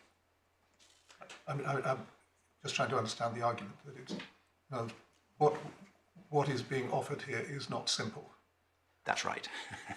And it offers scope for a lot of argument once you get into arbitration as to what you're actually there to argue about. That is right. Is that the point? That is the point, but also it has a real bite on my learned friend's case, because he's asking this court firstly to declare that the actual offer is RAND, and also then to hold, he says, that we must enter into it. And then, as we've raised, and I'll show you in both evidence and correspondence, that if that means that suddenly, by a sidewind, US litigation on a completely different set of patents has to come to an end, it shows how, firstly, it shows how just saying, if I offer arbitration, it's inherently RAND, can't be right. And secondly, if you get into the weeds, one sees the difficulties that arise. Sorry, so this isn't a complaint that the offer doesn't enable the issues that arise in this case to be determined. not that at all. It's that the offer would enable them to bring into play all sorts of other issues which you don't want to arbitrate. That's it. That is right, and we did raise it with them, and it has not come out of the. So it's not like they said, "Okay, we'll drop that." And if I just show you that, because again it goes to the fact that we did say that what is this doing here, and they continue to promote it. And to show you that, that's in supplemental bundle at 256.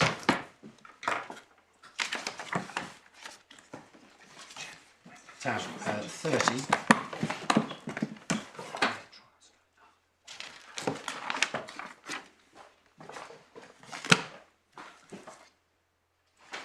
And this is a letter from Acer solicitors Morgan Lewis back in August, 19th of August.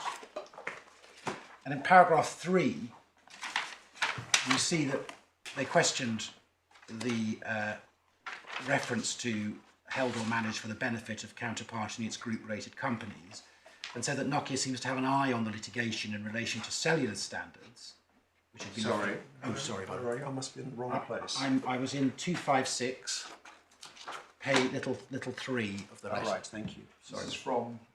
This is from ASUS to Nokia. And ASUS raised a concern, saying this seems to have an eye on litigation in the United States on different patents and different standards. Please explain, if that is the case, how the subject matter of litigation by celerity can or should be included in the scope of the arbitration offer. So clearly saying it shouldn't be, it should come out. The reply came in tab 7 on page 70. Say again? Not sure. 70. Yes, it goes. It's slightly odd, slightly eccentric way that the letters have been put. But and this is a 20th of August letter from Nokia. And on 17.3, you see that they said, well, you've argued that the license should go beyond Nokia's video SEPs. We understand that to be because we want encoding claims and other related patents to video codec. In the circumstances, Nokia should also be allowed to argue for patents controlled by Acer's Tech Group should be included. If you disagree, you can take the contrary position. The tribunal can decide. However, Nokia considers that natural flexibility of arbitration gives the best proctors of resolving it. So they're saying, well, we're not going to take that out. We think that that can go to arbitration. Now, this is now an arbitration without consent on ASUS's patents, which are the subject of litigation, nothing to do with video codec, and which in any event, we then explained, would cause us problems because they are managed, or the litigation is managed, by celerity. And we came back, we didn't leave it there, and you see that in Mr. Sheraton's 6th statement in tab 22.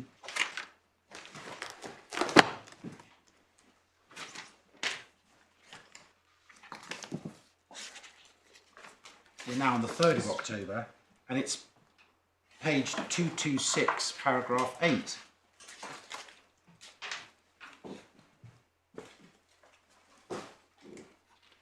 In paragraph 8, he raises again that they said it should encompass cellular patents. Celerity, he then discusses what he'd said before in Sheraton 5, and then makes the point that celerity has sole authority to make decisions, and they wouldn't agree to arbitration, not least in view of the fact that the He says the trial was due to commence on the 8th of December. Did it? Has it concluded? Has there been a result? I understand it's been put off and hasn't happened, so I don't know the update on when that trial will happen. Right. Now,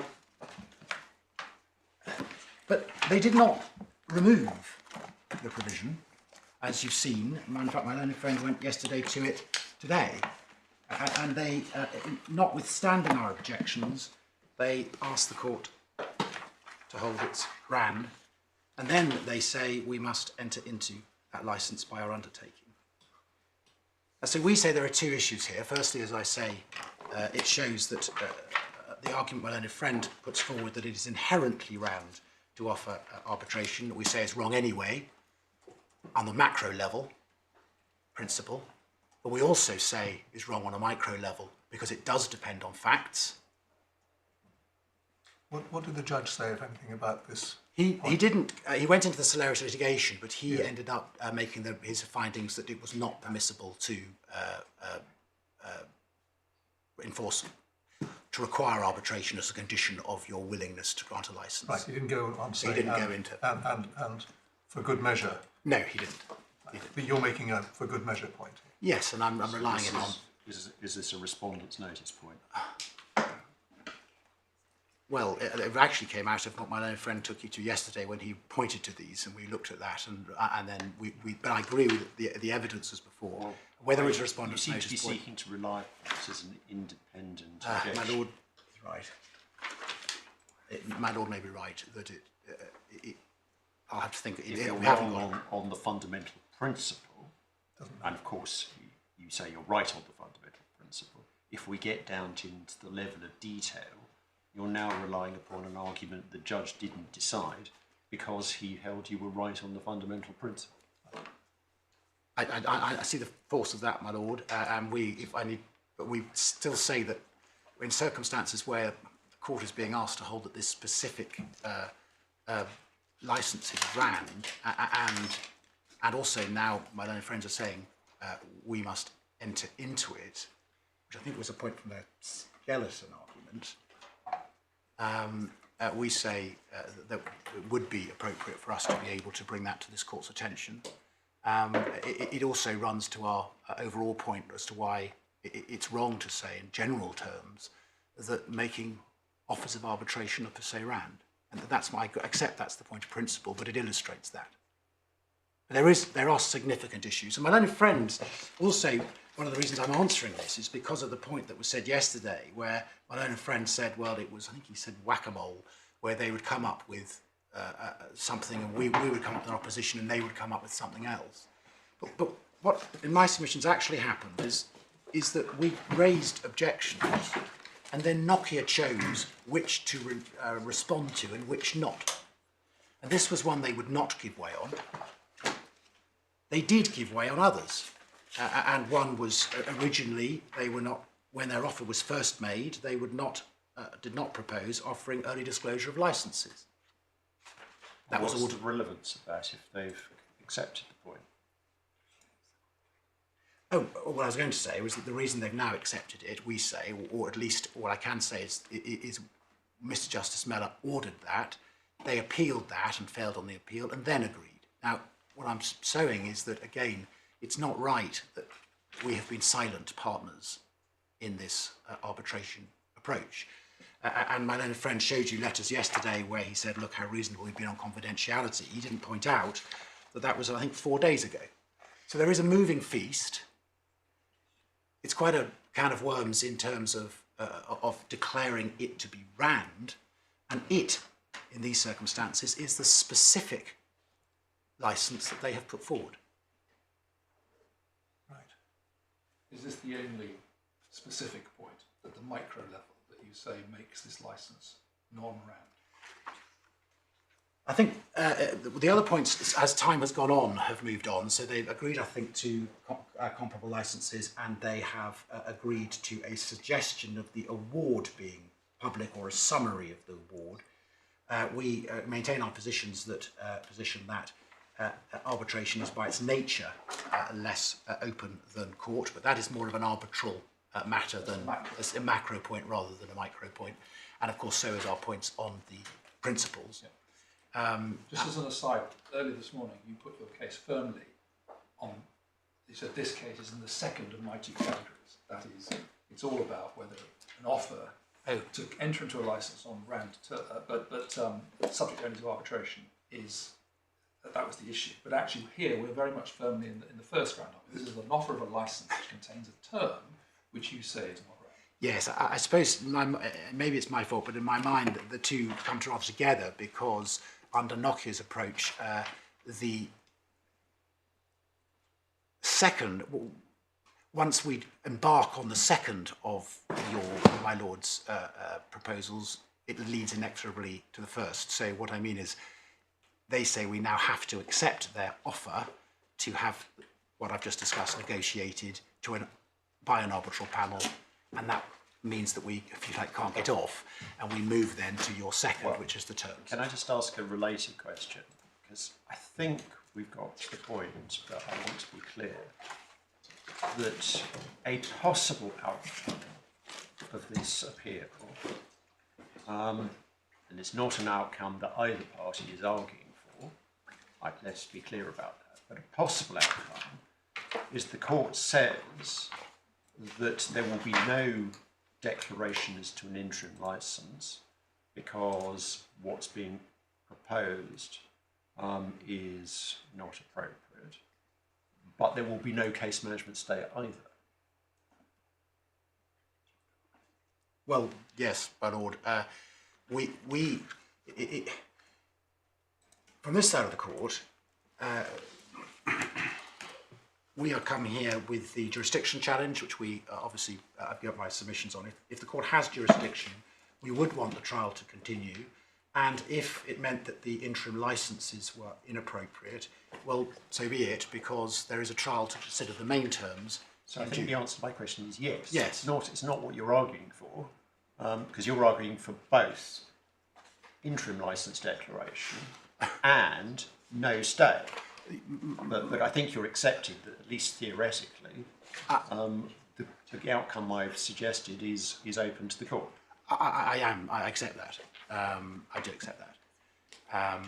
And the reason for that, the reason for asking the question, is that they are subtly different. And this is part of what's been driving my Lord Justice Zacaroli's question. Because one is more about looking at specific licence terms that are on the table. The other is more about the fundamental principle. I understand, and from this side of the court, we do see that is open to the court, and indeed, in one sense, the interim licence declarations.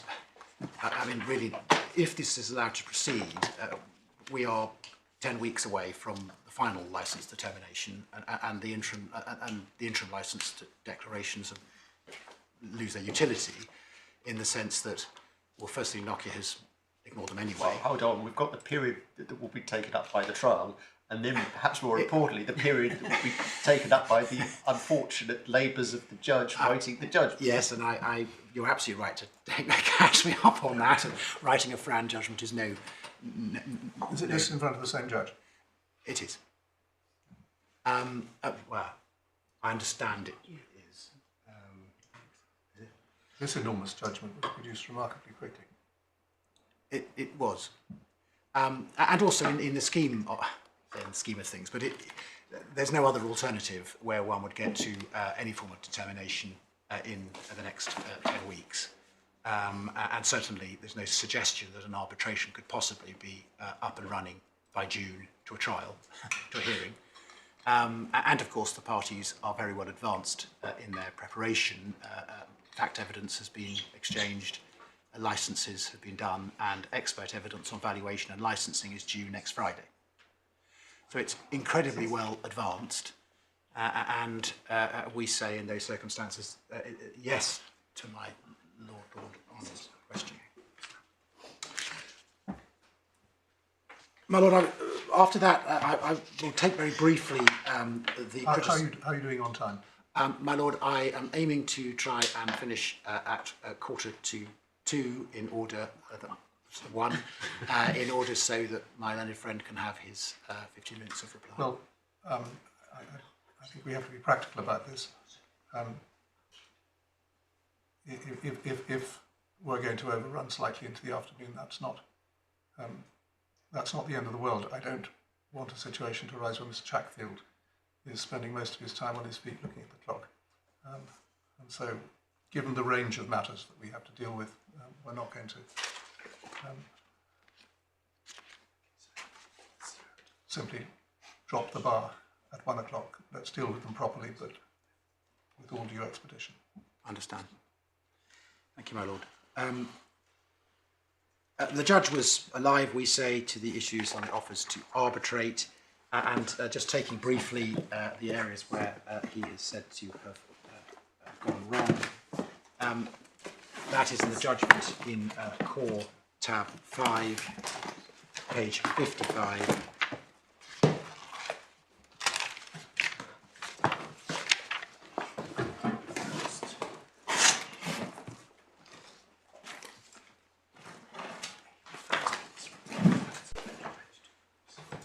And paragraph 15, he points out that Nokia, they will not consent to the court route, and they say it's their adjustable arbitration offers or RAND, and so they can force us to consent, and if right, the consequences are that any implementer-led action can be terminated by a SEP owner offering arbitration, and more generally, the SEP owner always has the choice of jurisdiction. And we say he's right on that. And that goes to the balance point. My learned friend went to paragraph 24, which he said was in error. And that's when the judge said that the arbitration adjustable license offers do not constitute the offer of a RAN license capable of acceptance. It's an offer to enter arbitration. And the result of that will be RAN terms. And there was a discussion yesterday between my learned friend and my Lord Justice Zacaroli, whether what he's really talking about there is the end point rather than the interim point. And he is talking about the end point there. But we say that also what's built in there is his point that what's wrong about it is the conditional nature of it. And you see that that's what he makes very clear in paragraph 419. And if you go, sorry to jump around, but if you look at 419 on page 131, he also takes issue, and we say correctly, that the adjustable arbitration offer is not an offer of RAN terms capable of acceptance. Nokia has adopted a position of conditional willingness, the condition being the claimants must consent to arbitration. And you have my submissions on why we say that is correct and not open to Nokia. Turning now to the interim licence grounds, and these are the specific grounds that relate to the interim licence itself and the grant of it. And now it is important to understand what the judge did or didn't do. The judge did not grant declarations on the basis that Nokia was in breach. And what he held, and he looked carefully at the decision of this court in Samsung ZTE, which came out just after the trial of this action, of the action below, and he asked for further written submissions on it. And he deals with that at paragraph 390.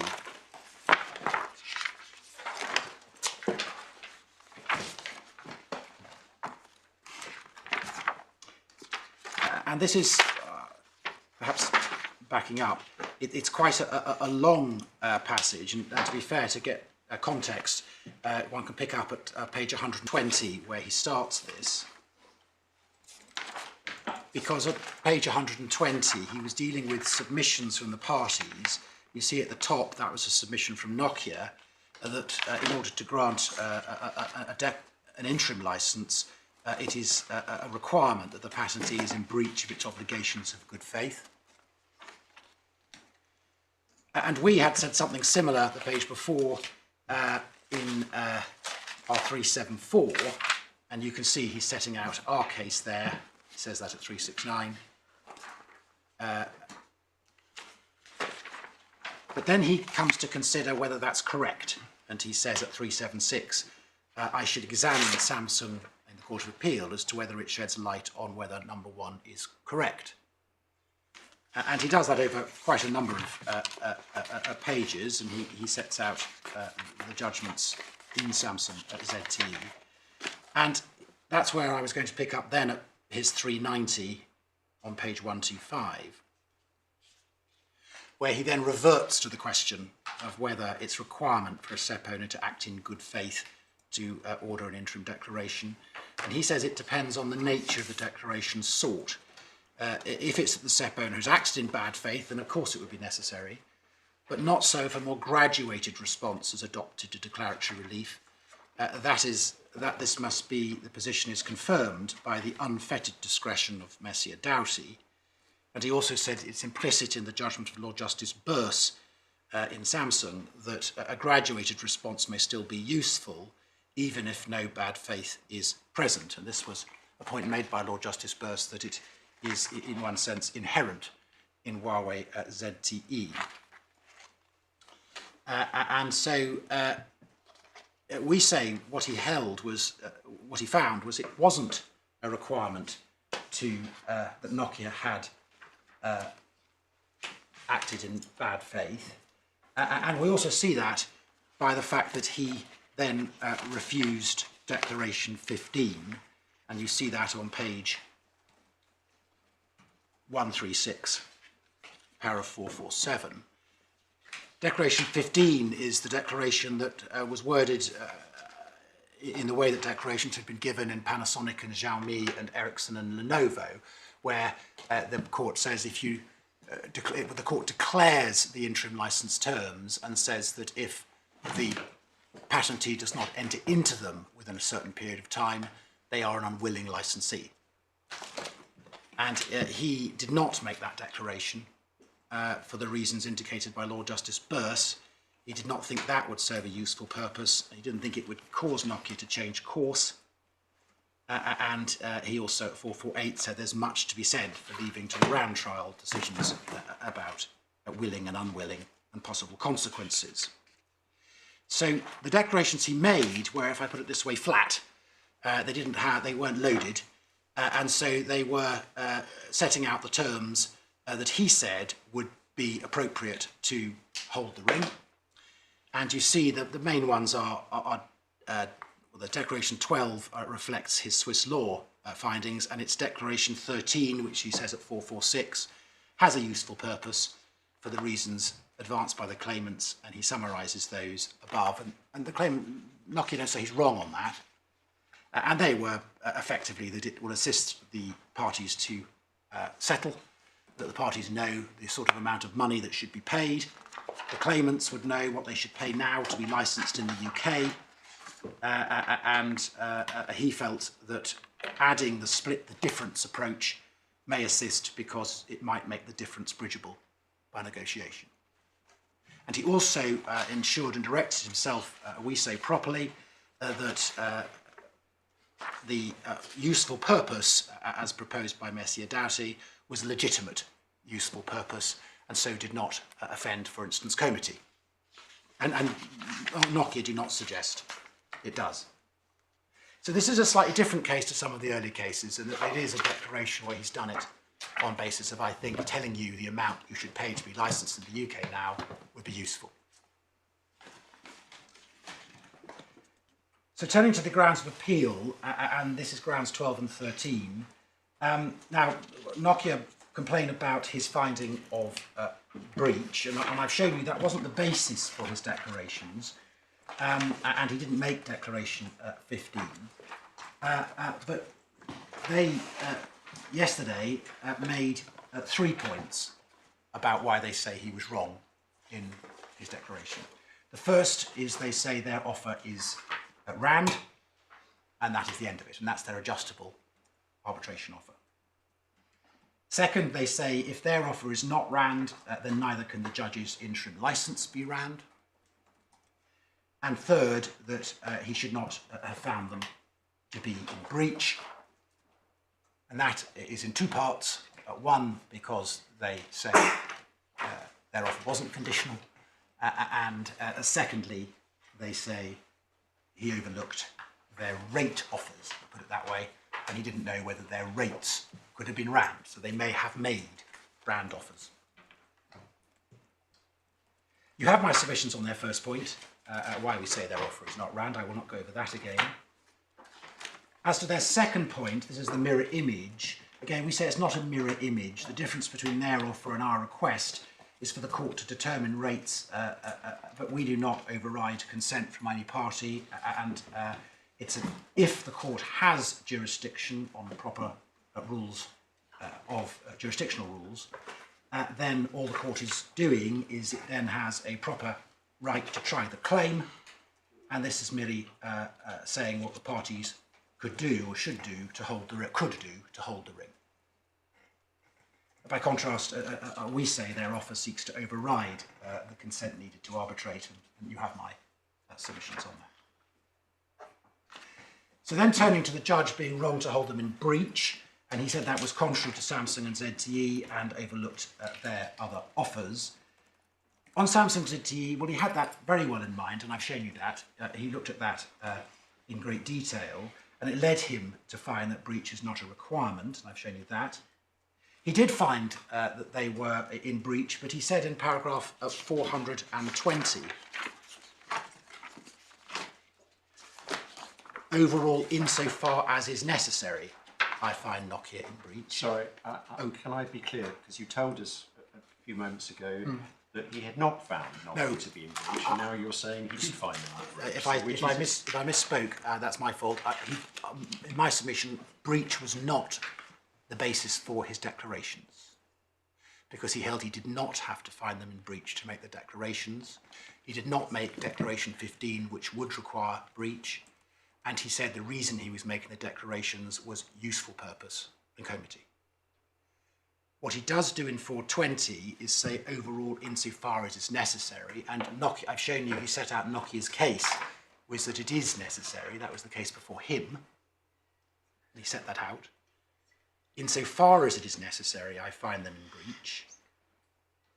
And he doesn't find it necessary to make any more specific findings on their behaviour, because of course they weren't actually, it wasn't the basis for his finding. And suffice to say, in my view, I have ample basis to grant the declarations, and I've explained to you what those were. It was all the useful purpose. So breach arises in a slightly strange way in this case, in that Nokia submitted to him that it was a requirement. He looked at the then intervening case of Samsung ZTE. He holds it's not a requirement, but he does say insofar as necessary they are. And his reason for that goes back to you see that in 419, their adoption of conditional willingness, and he has held that that is not in accordance with the RAND obligation to ITUT. And we say that's not contrary to Samsung and ZTE. It's a very different point. I mean, Samsung ZTE was a SEP owner wanting to bring a case here, and the implementer wanting to bring a case in China, and both did bring cases in those two jurisdictions. And then the interim declaration in that case said that ZTE should enter an interim license to be determined by the English court, and that it would be unwilling if it did not. And the Court of Appeal and my Lord Justice Arnold said that if it's not illegitimate to bring the claim in China, it can't be bad faith to want to promote, to pursue it and to try to get the other party to come there. But that's not this case, and that's actually partly, that is clear from Mr. Justice Mellor as well, who said that he did not have to deal with the sort of case referred to in Samsung and ZTE. That's what he said at 382. It was not necessary for him to grapple with this intermediate category of unattractive behaviour which does not amount to bad faith. And that is a quote from Lord Justice Arnold, which he quotes before, that although Lord Justice Arnold said that ZTE's conduct may be unattractive and the court would not endorse it, it doesn't constitute bad faith. And all the judge is saying is that's not this case. As regards to my learned friend's second point, and that is that the judge overlooked that Nokia had made offers of rate licenses, and that he was very clear. We hadn't overlooked that actually. He did discuss them and said he would not know whether they are RAND or not RAND, and that was for the trial. And that's where he said that my job at this stage is not to decide whether the offers in the rates are RAND or not. My job is to hold the ring. And he was entirely in accordance with the case law on that. So they say, well, what happens if our offer is RAND?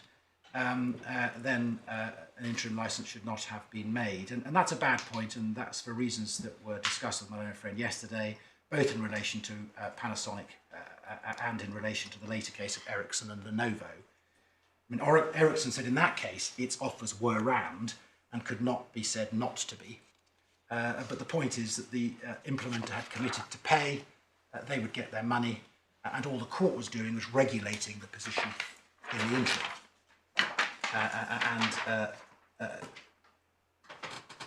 From my Lord's note, that is in Ericsson, tab 11 of the authorities, page 438, paragraphs 115 to 124, where my Lord Justice Arnold discusses at that point.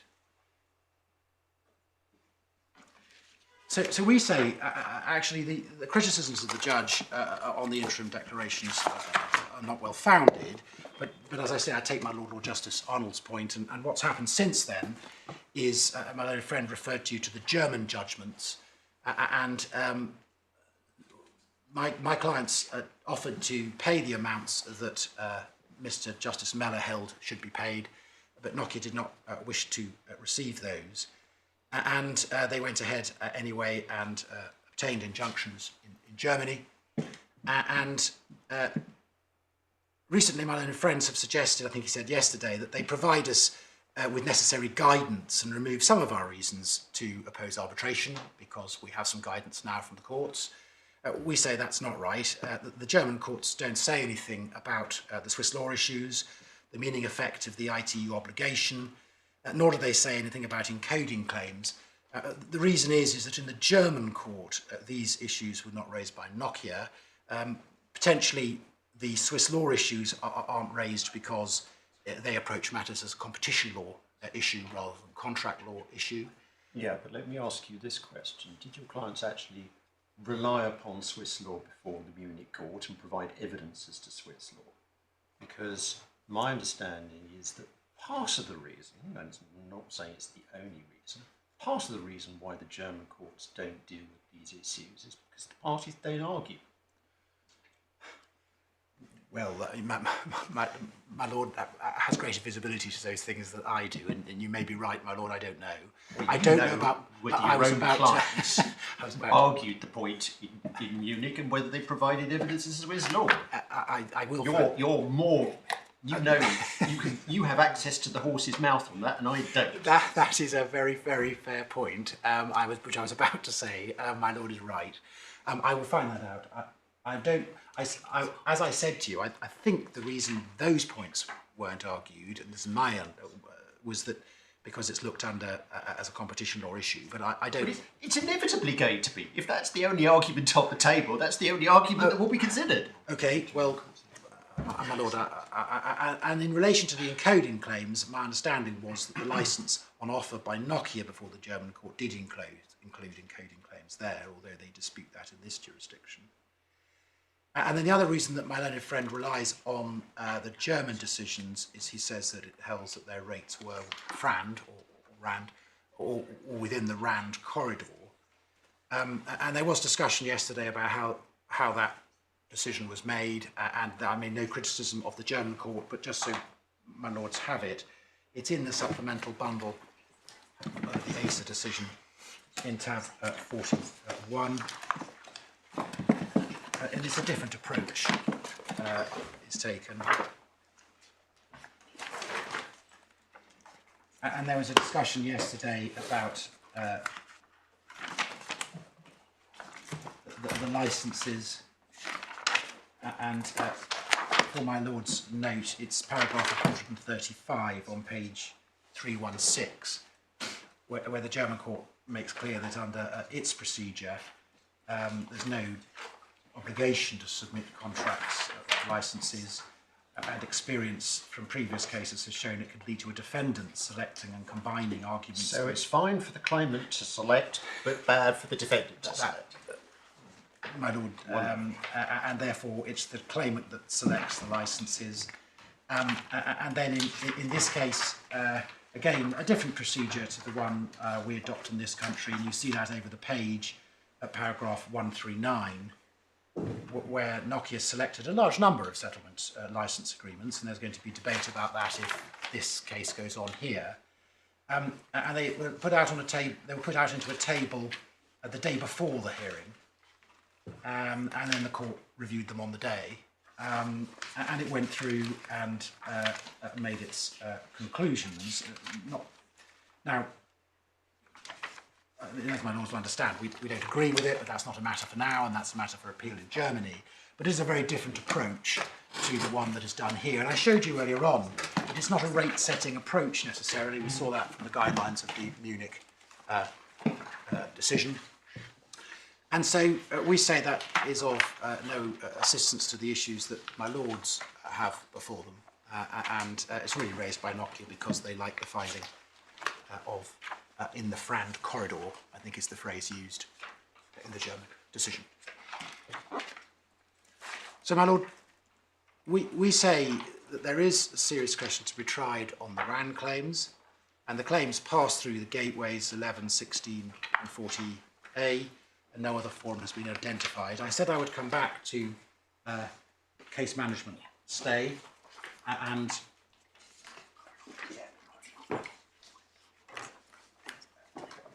unfortunately the one in the bundles does not have the dates that we wanted.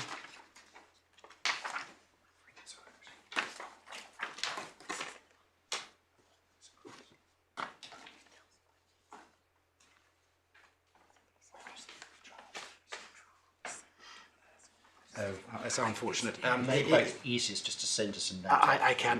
What I can show you, my lord, what I can say is that the jurisdiction challenge was 25th of July, and 8th of August. The RAN trial was listed on 21st of August, and the hearing before Mr. Justice Mellor was 21st of October. And I should say it was provisionally listed. What the judge did back in August was provisionally expedite a FRAN trial for this June, but did make that provisional on the jurisdiction challenge for obvious reasons. And we say, and then he ordered the disclosure of the licences as well at that stage, which Nokia opposed and then sought to appeal. That appeal was refused.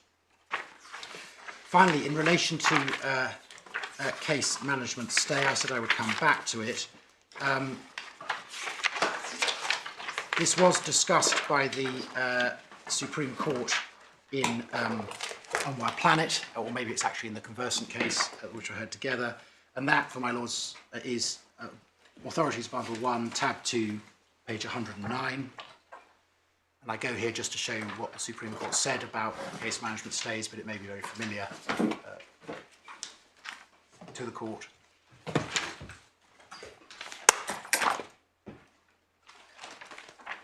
And at paragraph 99, the Supreme Court turned to case management and explained that there are wide case management powers and include the power to impose a temporary stay where to do so would serve the overriding objective. And it points out that that can frequently be imposed or altered by consent to give parties breathing space to attempt to settle proceedings or narrow issues by mediation or some other form of ADR, so that can be done. A temporary stay may be ordered where there are parallel proceedings in another jurisdiction, but this would be justified only in rare or compelling circumstances. They say that, in the first instance, defendants went all out to obtain a permanent termination of the proceedings, which is similar to here, having service on the Chinese defendants set aside. They say at 101 that Mr. Justice Henry Carr gave some accommodation by directing the FRAN trial should not take place until November 2019, so the outcome of the Chinese proceedings could be factored in if it had happened, but other than that, refused that stay. And then they say before 103, case management solution was briefly resurrected, and they refused it, and they said that there was no alternative forum in that case. The Chinese courts were not an alternative forum. It was no more than speculative that they could do FRAN rate settings. and then they said that there'd be adverse commercial effects and further delay on enforcement of conversement's patents. And we say here the judge was absolutely right to refuse the case management stay because there is no alternative forum. Even before the judge, there was a trial, disclosure had been ordered, the parties were moving towards a trial in June. The case is even more extreme now, but back then we say he was absolutely right to reject case management stay. And it's not really what my learned friend's case is, really. He's saying it's a permanent stay because on his case, nothing should proceed in the UK. So this is not a case where he's saying we should stay for other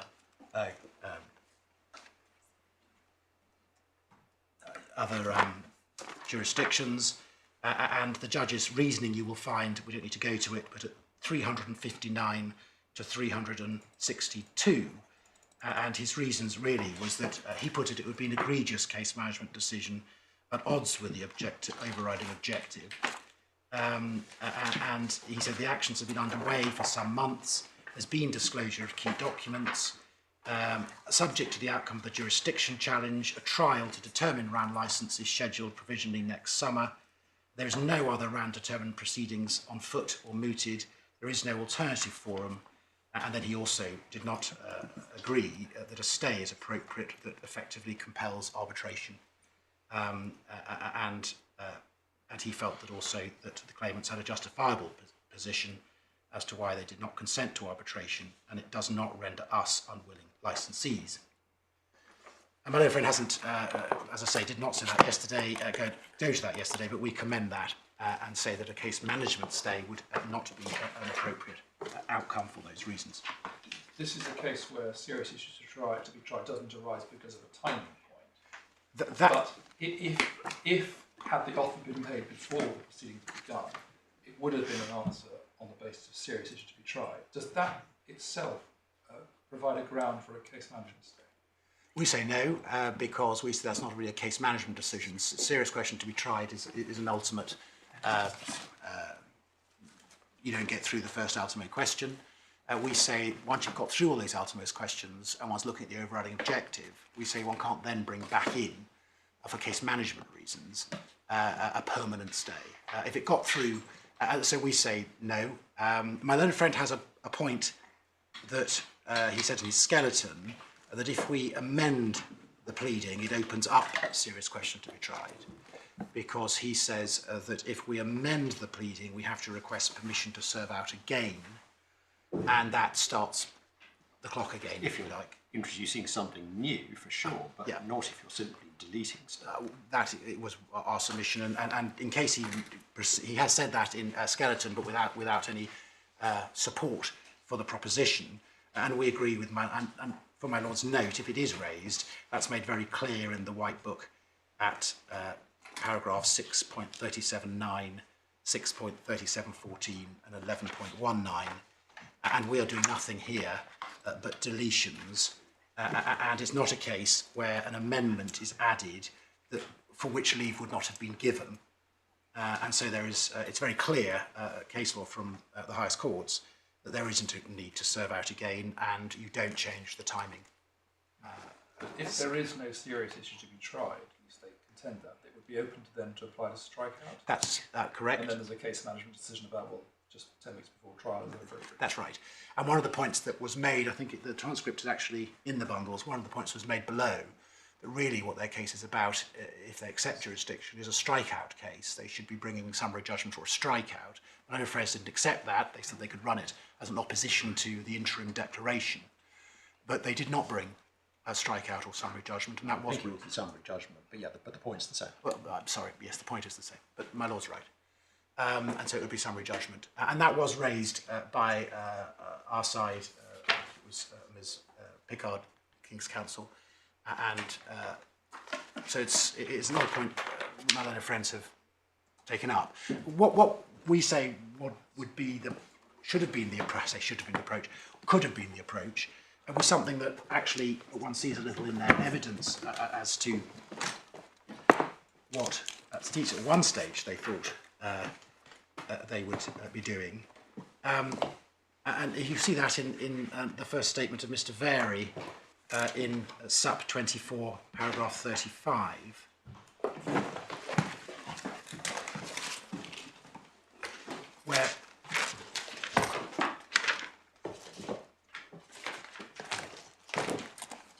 Where they say in paragraph 35, he says, talks about the jurisdiction channels and says that they've made an adjustable license, which, assuming its jurisdiction challenge fails, it will ask the court to Sorry, declare. I must be in the wrong place. You said Sup 24. Oh, tab 5.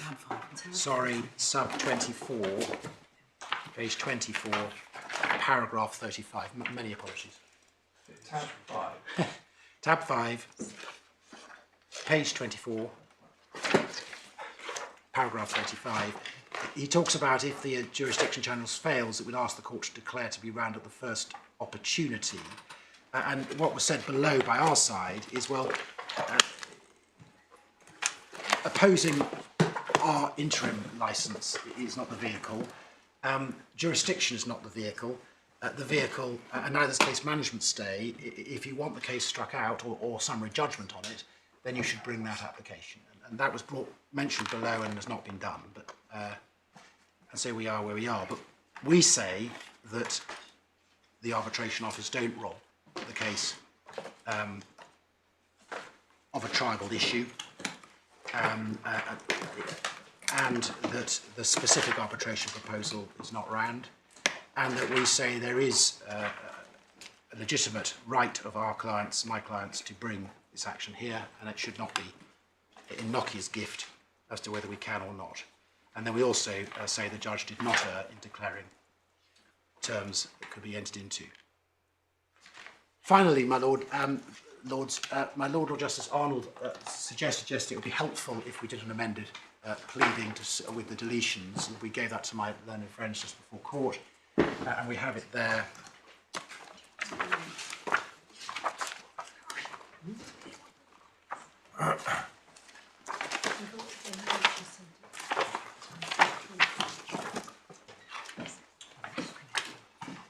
And what, very briefly, you'll find the first deletion in paragraph 27,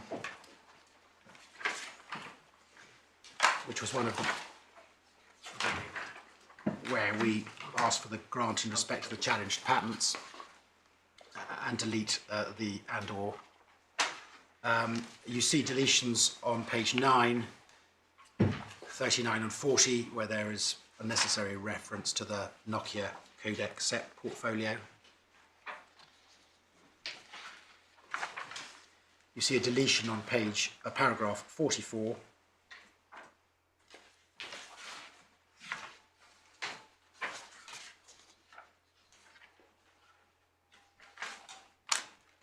And at 55 and 59.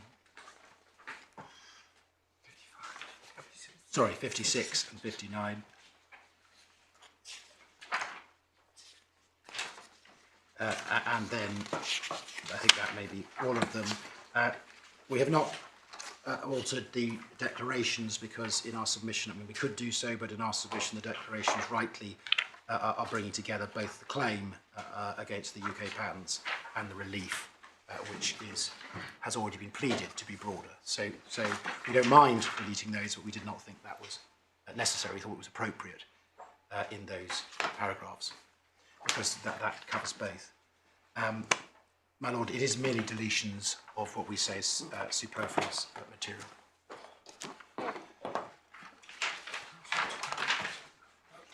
My Lords, those are our submissions. Thank you very much. Yes, well, Mr. Chaxfield, shall we start at 2 o'clock? Yes,